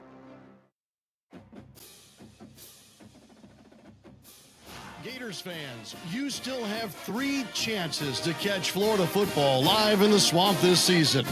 Don't miss homecoming against Mississippi State on October 18th. Military Appreciation Day versus Tennessee on November 22nd. And Florida State for Senior Day on November 29th. Visit FloridaGators.com to get your tickets today.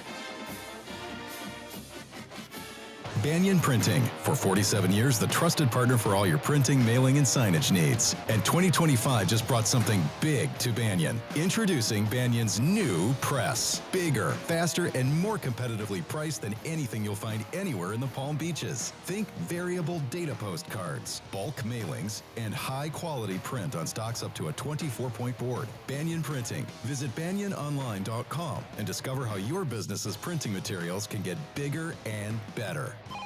We want to see you in a Greenway Kia.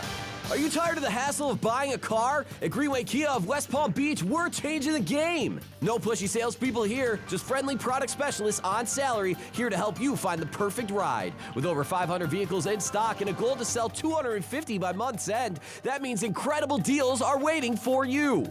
Forget the back and forth negotiations. Once you pick your dream Kia, you'll work with one manager the entire time, making decisions on the spot for a smooth, stress-free experience. We'll even handle the paperwork, your tags, insurance, and every detail.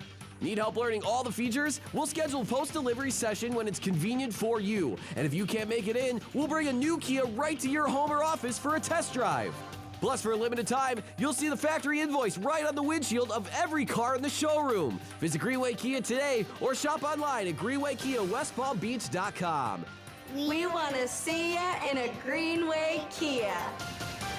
Miami Dolphins football is back at Hard Rock Stadium. The party starts the second you hit the lot and doesn't stop till the final whistle. There's nothing like experiencing Dolphins football live. Single game tickets are on sale now with options for every budget, from the 300 level to our luxury offerings. Turn Sundays into something unforgettable. Secure your seats today. Visit MiamiDolphins.com/tickets and get ready for game day. Hey, Steph Prince here, General Manager of ESPN West Palm, to tell you about a team that has meant a lot to me and this community for a long time. Bob and the team at Bradley Heating and Air Conditioning have been helping me stay cool for years, whether at home or in the office. And living in South Florida with 3 kids, I don't know what I'd do without them. Family owned and operated, serving Royal Palm Beach and beyond since 1980. Let the knowledgeable and trained team at Bradley help you with your residential and commercial needs, installation, repair, seasonal maintenance, upgrades of all makes and styles and models of HVAC equipment, and so much more. Bradley Heating and Air Conditioning does things right the first time and makes the process smooth, stress-free, and most importantly, keeps you cool. Give them a call at 561-793-7497. That's 561-793-7497 or bradleyair.com. Any need, big or small, trust the amazing team at Bradley Heating and Air Conditioning. Ladies and gentlemen, we got the Knox in the house, right? And I go by the name of Wyclef. I brought the band. Let's get back to the Anajar and Levine Accident Attorney Studios. This is Russo and Rizzo on ESPN 106.3. Russo rolling on here on ESPN 106.3 from the City Place Studios. Got a special guest now in honor of the perfect game being up here in South Florida for the WWBA World Championship event. One of the special advisors with Perfect Game, an MLB Hall of Famer, one of the great relievers in the history, one of the great pitchers in the history of baseball, joins us now. Trevor Hoffman on the program. Mr. Hoffman, welcome in. How are we doing today? Doing good, Colin. Good to be with you, man. Thanks for having me. Second all-time in the Major League Baseball in the history for saves. And Trevor, tell me a little bit. You're here in South Florida. You're around the game. Perfect game. Basically 120 schools, 300 scouts, schools. Everybody's going around up in Jupiter. Tell me a little bit about the event and the amount of talent that you're seeing here at this amazing Perfect Game event. Yeah, I don't think there's a golf cart left in the state that isn't in Jupiter right now, to be honest with you, because it's a mad herd of people that go from field to field to kind of take a look at certain matchups that are happening, certain teams that they're looking at. But you're right, like 120 different schools represented.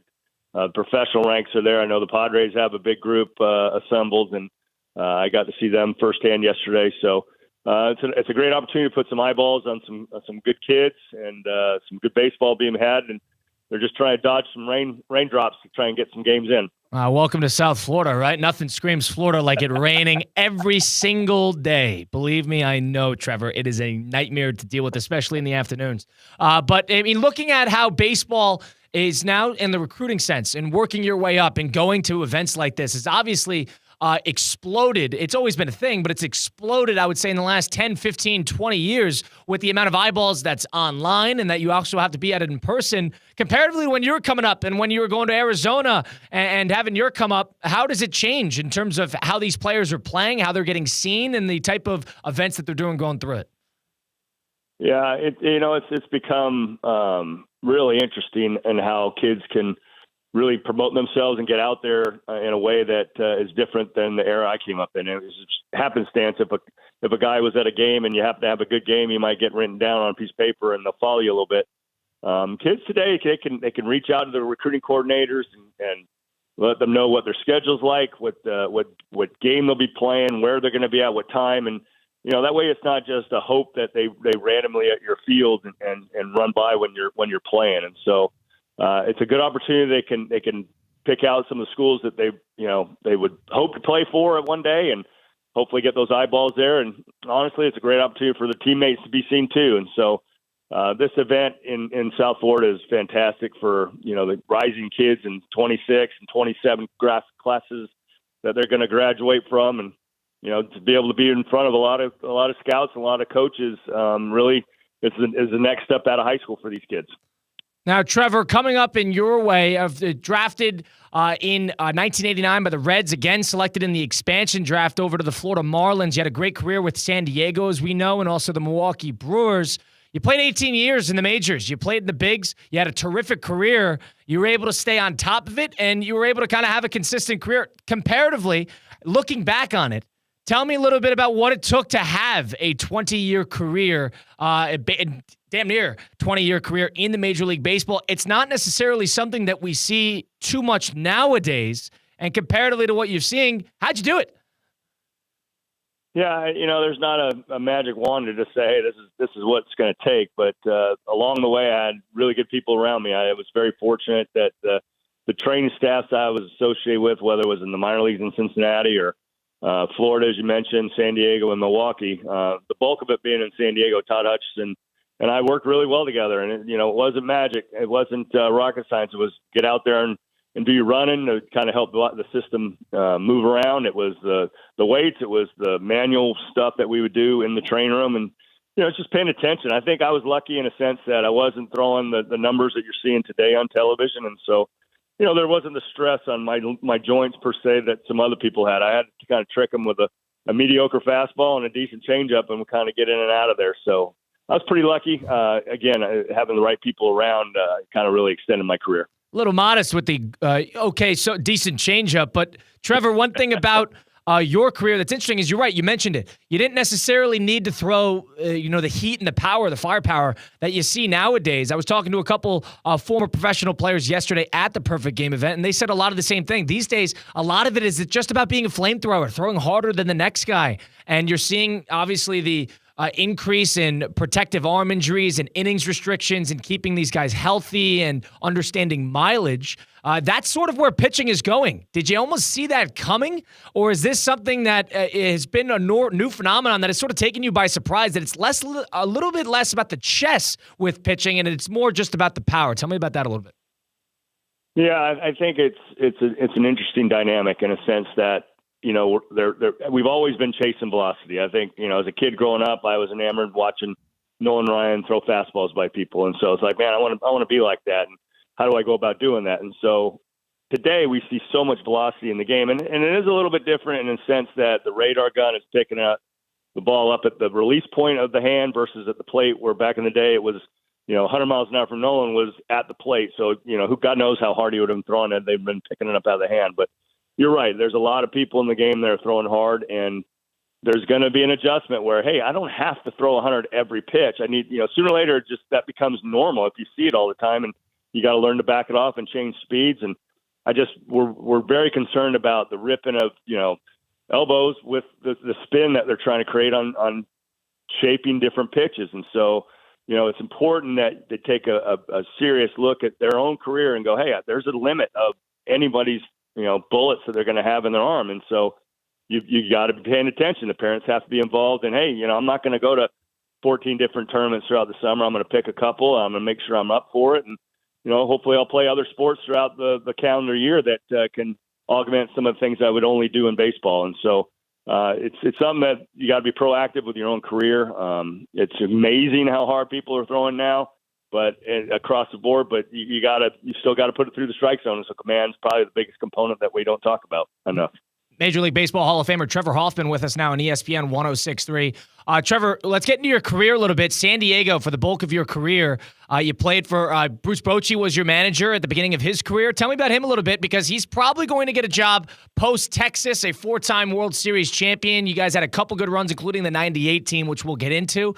Tell me a little bit about playing for Bochy. Did you almost get the sense that this guy was going to be an all-time great manager? Like the brighter pastures were ahead with him? Did you have a sense that I'm in the midst of a really, really going to be a successful, great Major League manager?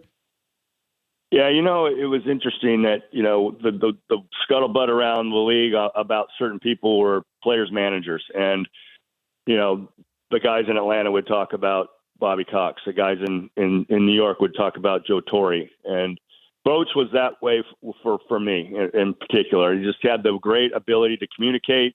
You trusted what he would say to you is, what he was going to do.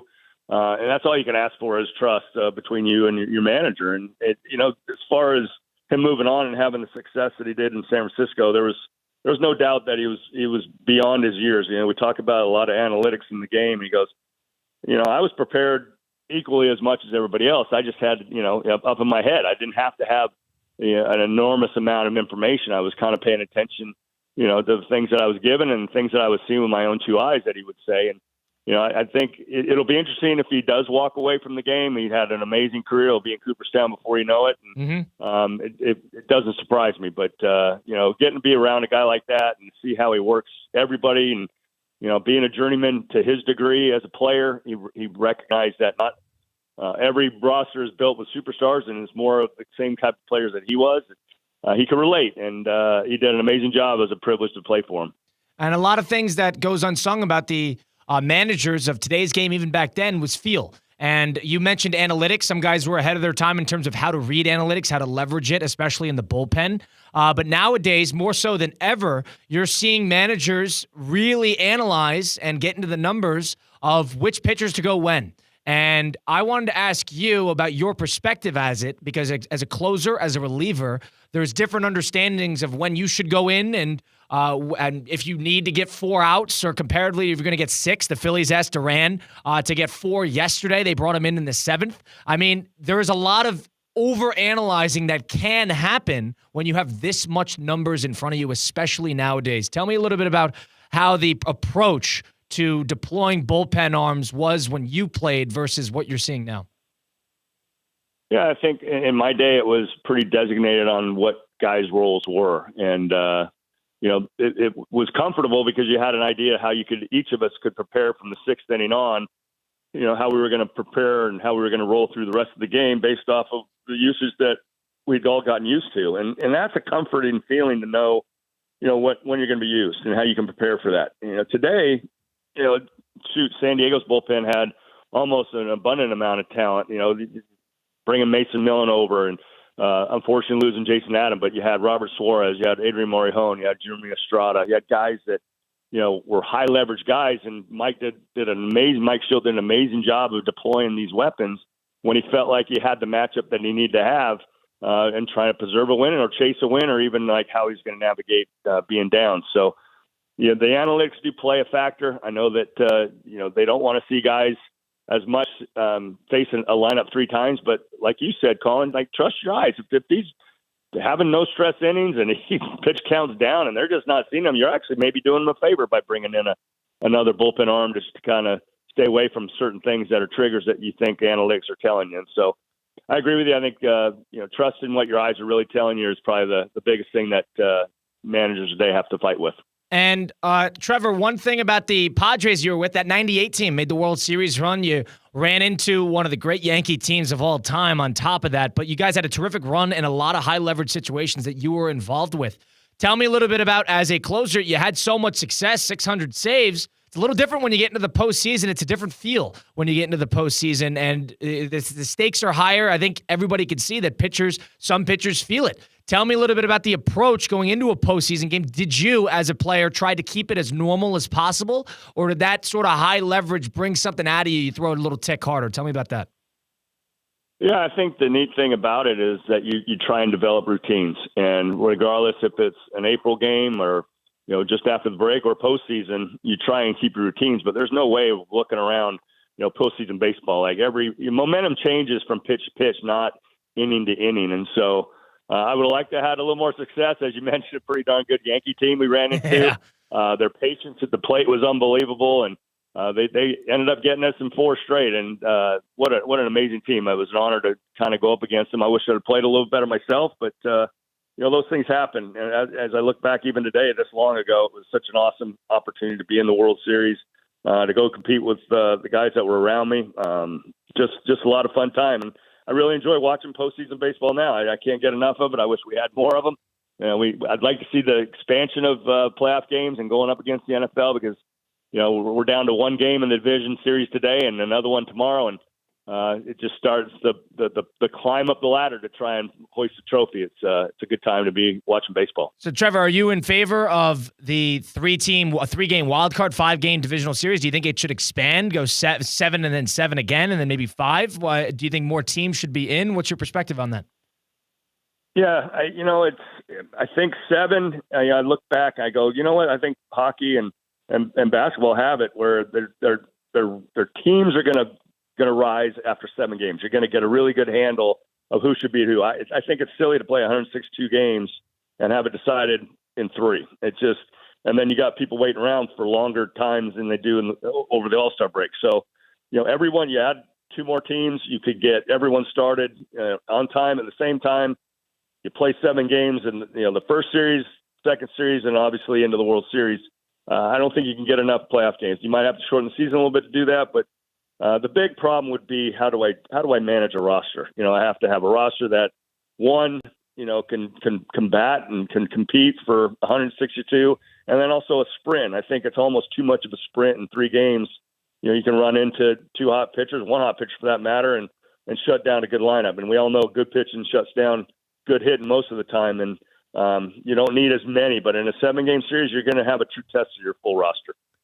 Trevor Hoffman, MLB Hall of Famer, second all-time in Major League Baseball saves, joining us now, 601 to be exact, on ESPN 106.3. Trevor, one thing I wanted to ask you about, you're on top of the postseason baseball. Last night's game, the Philadelphia Phillies and the Dodgers were in a pitching duel. You want to talk about great pitching, locking down great hitting. You saw it last night at Dodger Stadium in Game 4 of the NLDS. And one game that went to 11, it was bases loaded. Orion Kerkering comes out of the bullpen for the Phillies, and it was one of those situations where the panic sets in. Andy Paz has a little grounder right to the mound, and Kerkering got a little nervous, could have threw it to first, got out of the inning and lived to see another inning. But he ended up throwing to home, and there was a whole thing, erratic throw to home, and the Dodgers walk it off and move on to the championship series. Tell me a little bit about the psyche of a guy like Orion Kerkering in that moment, in such a high leverage spot, and also what's going through his head when that ball gets dribbled into the mound. Yeah, I think you're really trying to slow these things down. I'm sure you can only imagine how loud and tense the moment was in Dodger Stadium, but it didn't look like the ball was hit in a way that it almost seemed like he got a changeup back at him. And so it wasn't a clean field. Obviously, he knocked it down. And in that moment, you kind of just lose sight of the fact that maybe I can pick it up and go to first base. It's just such a heartbreaking way for a series to end on a play like that. I mean, PFP goes on in the middle from the start of spring training all the way through. You do every day. It's almost mind-numbing that you do it as many times as you do. And this is another PFP type of situation, and I'm sure that he wanted to at least make a good throw at a home plate to give himself an opportunity. Might have been an easier throw just to go to first. Who knows? But before we got on the air, we were talking a little bit about did the runner touch home plate? I mean, in this whole mass of confusion and run around, it looked like the runner coming from third didn't touch the plate, and that got missed in the heat of the exchange and just the way the game came to a finish. It was kind of crazy. And Trevor, I want to ask you about that game specifically since it's hot on our minds. One thing I was curious about, this is a different situation that is more prevalent nowadays than it was, back 20 years ago. Yohan Duran, the closer for the Phillies, came in the 7th inning. And he came in with 2 men on, and he was going against Ohtani with 2 outs, and they ended up walking Ohtani to load the bases. And they were up 1-0 in that spot. He ended up putting himself in a really high leverage situation, and they ended up walking Betts to give in the tying run. Got out of it after that. But one people were talking about with Rod Thompson was, do you walk Ohtani in that spot? Tell me a little bit about, number one, as a closer, if you ever had to come in early, and if you're in Duran's spot, is it even in your interest to walk somebody like Ohtani who was cold just to face Betts? Tell me about that part of the game a little bit if you got a thought on it. Yeah, I think it's something that I'm sure they talked about. I'm sure he was aware that we might code you a little bit earlier that the season's on the line. You're going to have all hands on deck. He's my one weapon I can use when I want to. And Rob felt like that was the moment in the game. Excuse me, that he didn't want to get away from him. And I think it's always tough to come in and walk a guy and almost position yourself where you don't have maneuverability. Like, let's see how the at-bat maybe goes. But Ohtani's, a feared guy, one of the best hitters in the game right now. And, being able to move him just to first base and start moving down the line a little bit in the lineup is a good thing. They're just loaded. They got guys, up and down that lineup that can hurt you. And Mookie, in a sense, no different. So I thought it was an interesting move. It's something that you have to prepare for. I know that they did. They got their guy on the mound they wanted to. They just wanted to get the matchup righty on righty, I'm sure. And, at least they walked away with a tie game in the 8th. Trevor Hoffman with us. Trevor, last thing here. I'm curious. You played in a fascinating era of offense, especially with the steroid era. And you're talking about, you see a guy like Ohtani at the plate, and you almost have to change everything you do. You saw a lot of hitters like that. And especially playing for San Diego throughout that era, basically every game you were going against an all-time great bat. And whether they were on steroids or not, they were still great hitters throughout that era. It was an offensive powerhouse of an era. Tell me a little bit about some of the great hitters that you've dealt with and some of the guy and sort of the tacticianness that went into attacking these hitters, especially with the amount of power that they had in the era you played. Yeah, to be honest with you, I'm glad I didn't have the strike zone that I had to throw it through that guys have to now. The Quest Tech that was coming into play, and now we're talking about the ABS system. The hitters were great, as you mentioned, and so they're almost great in every era. You can find guys that have the ability to hit, and so you had to navigate again lineups based off of where you were at, and the scoreboard was telling you when you might have had to get after it a little bit more in certain situations. But, man, it was awesome to compete and go up against some of the best in the game. And I always love that challenge. And, it's no different today. You got a chance to see, Aaron Judge pull his hands through and keep a ball fair. There aren't many people that can hit balls right down the line that hard and not get it to turn. And so, it's amazing to see guys be able to perfect their craft even today.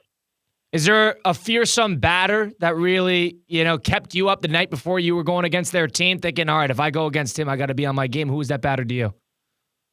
Yeah, there's quite a few in the NL West. Obviously, Barry up in San Francisco, right. But it was Todd Helton that ultimately his numbers were like Little League numbers. I mean, I couldn't figure out a way to get this guy out. I probably should have just, pull a Garrett Cole and put 4 fingers up and get him to go to first base or something. But, it's just a little bit different mindset. You always feel like you can get him out the next time, and unfortunately, his numbers were pretty good against me. Yeah, how about that? Todd Helton was the guy that kept you up and always hit you well. There's always that one matchup. That's fascinating. Well, Trevor, I appreciate you giving us the time. I appreciate you giving us a little bit of a background into your career and what's going on today, and of course, the Perfect Game event going up in Jupiter. Looking forward to talking again soon. It was an honor to have a chance to chat. Looking forward to the next one. All right. Thanks, Colin. Appreciate you. Got it. Trevor Hoffman, the MLB Hall of Famer, joining us on ESPN 106.3. Live from the Anajar and Levine Accident Attorney Studios. Anajar and Levine Accident Attorneys. Call 1-800-747-FREE. This is ESPN 106.3. Hey guys, Mike Rizzo here. I know you're moving soon. Don't stress it. Call Good Greek for your total relocation solution. From packing and storage to local and long distance moves, Spiro and his team at Good Greek Moving and Storage has you covered from start to finish. Trusted by families, businesses, and teams like the Heat and the Hurricanes for over 2 decades. Make your next move simple, safe, and stress-free. Good Greek Moving and Storage. Your superhero movers. Hi, this is Scott Smith of Smith, Ball, Baez, and Prather, Florida Injury Lawyers. I have said it many times before, and I will continue to say it for many years to come. There is never a good time for a car accident to occur, and most certainly never ever a good time to suffer injuries in any type of an accident. The accident and its overall aftermath will usually cause pain, difficulty, and stress. Florida law allows accident victims to recover compensation for such losses, injuries, and damages. But such recovery is often not obtained easily and can require a lengthy fight with an insurance company. If you've been injured in an accident, call us now. Don't delay. The initial consultation is completely free of charge. The sooner you call us, the sooner we can put our experienced legal team to work for you.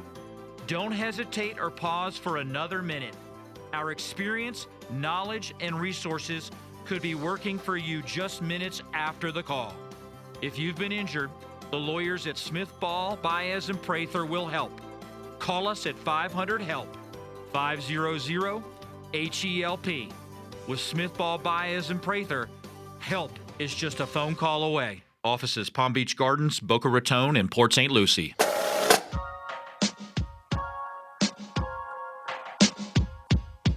Let's get back to the Anajar and Levine Accident Attorney Studios. This is Russo and Rizzo on ESPN 106.3. Big thanks to the Hall of Famer Trevor Hoffman just joining us, the San Diego Padre great, the second all-time in Major League Baseball history in saves with 601. Appreciate him giving us the time. If you missed any of that, you missed any of the previous part of the show, go listen to Russo and Rizzo on Apple, Spotify, wherever you get your podcasts, all those great places. Just go to Russo and Rizzo, go to the ESPN South Florida app, and you can listen to us in full weekly. We have ESPN West Palm High School game day coming up. After this, you get the Martin Bowl between Martin County and South Fork. That is going to be tonight with Christian Cat in the call, so you got that to look forward to. Mr. Free, or The Freeze with Racetrack, the guy who races people around the Atlanta Braves warning track. You've seen the videos. He will be at the Martin Bowl tonight looking to race. So stay tuned for that. It is going to be at the event tonight. Let's make a couple picks for the packed weekend of sports. Let's blitz the book with Hard Rock Bet. Send some heat. Pin your ears back.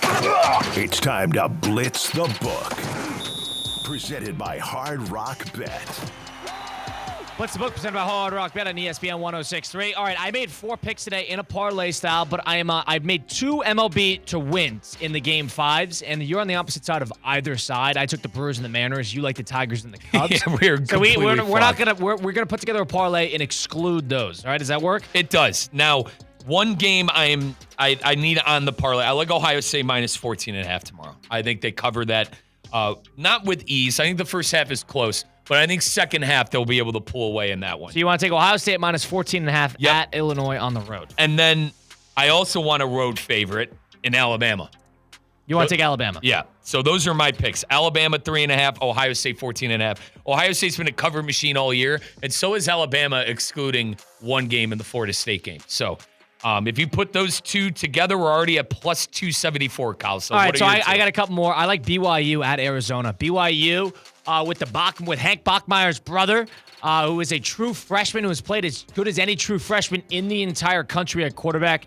BYU's always got a pretty stable program. I like the minus 1.5 at Arizona on the road. And lastly, I know Mike's going to be all over this too. I like USC to beat Michigan. Yeah, and I like them to cover as well. Minus 2.5. You want to talk about teams that need a big win? You can make the argument Michigan needs a big win, but they didn't play that well against Wisconsin last week. Number 2, USC is coming off a bad loss against Illinois. So they had that terrible loss where they were in the game at the end, and now they could get a home game against Michigan, a true freshman quarterback. I like USC on that front there. That's $20 to win $275 plus 1263 odds. Plus 1263 odds for their good friends at Hard Rock Bet. Download the app today. We're taking 4 favorites, but I'm fine with it because it's a you week got of the favorites. And you got a couple ranked matchups on top of that. So I have no issue taking the ranked games there. We got Ohio State minus 14.5. Alabama to beat Missouri on the road, minus 3.5. That's 2 road favorites there. And then you got BYU, 3 road favorites, minus 1.5. So we're all on the...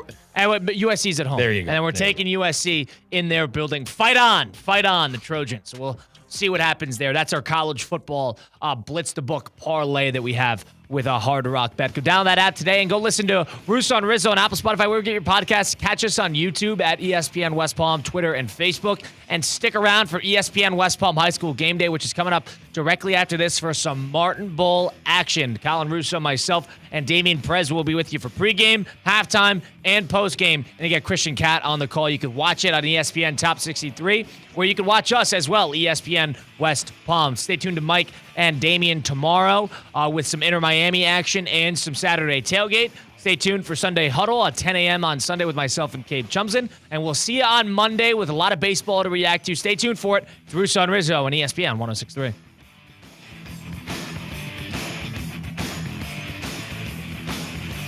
During football season, keep your home in the win column with EDS Air Conditioning. Right now, qualified customers can score 0% interest for 60 months on a brand new AC. Hot streaks belong on the field, not in your living room. With over 800 Google reviews and a 4.8 star rating, EDS is the trusted MVP since 2006. Visit EDSisyes.com today, kick off your game day comfort, and don't sweat the small stuff. We want to see you in a Greenway Kia. Are you tired?